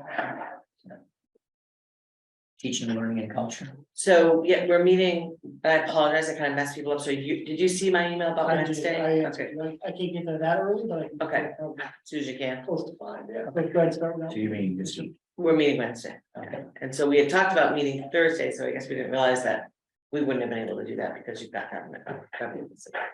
And the finance subcommittee is going to meet on the 28th with the town finance subcommittee. What time is that? I'm sorry, What time is that? 6 o'clock. A slow week, huh? Well, this. We got a school vacation. 1, 2, 3. 3 out of 4 this week. And Oh, and I guess, and HR subcommittee should update that we finalized the contract with Dr. Collins. Oh, yes. Figure out if- Yeah. I think e-signature will be fine, at least until he's back, closer to us, Right. but, we'll have that finalized and can circulate it as well. And I want to just let the committee know that I'm gonna not finish my term. I'm gonna complete through May town meeting, and then I'm not gonna complete the next 2 years of the term. So, anybody who's still out there listening, you can pull papers. Those would be big shoes to fill. No, I don't know. Yeah. Yeah, they will. Yes. Yeah, but Um, I want to let you know before the selectmen, it became public. That will be an elected position then? It'll be elected, right? Okay. Yeah, And then it'll you- be, someone will be elected to finish a 2-year term. So that'll make 3 seats available in May. Christine's term is up, my term is up, and And I, you're notified. yeah, so it'll be 3 opening. So is anybody out there in the listening world that is interested in this business? This is a great time to get involved. I feel like the end of the meeting that's at 9:30 is the wrong time to make that. We should hold an ice cream social sometimes, so we can make the pitch that. That's a good change for you. I deeply did leave my dedication to our education in the town and Well, I do want to say Really going incredible. forward, thank you. I do want to say going forward that if it's the committee's desire for me to continue with the MSBA process, I'd be happy to, because typically that's a role that's not necessarily filled. I mean, there are documents that need to be signed by the committee, but it's typically a role that's filled by somebody else. It's not necessarily a school committee member, so. And I'm also available for institutional knowledge. I was literally just about to say, I was like, and you won't be going too far No, no, no. with all that institutional knowledge that you have. Be 75 in a month. I just thought maybe. I just sit home and read books. Now I sit home and read books and do school. Fees. I know. But I'm not trying to get up early enough. Anyway, Oh, Buster. a motion to adjourn. I make a motion to adjourn. I'll second that. All in favor? Aye. Thank you, thank you. 30.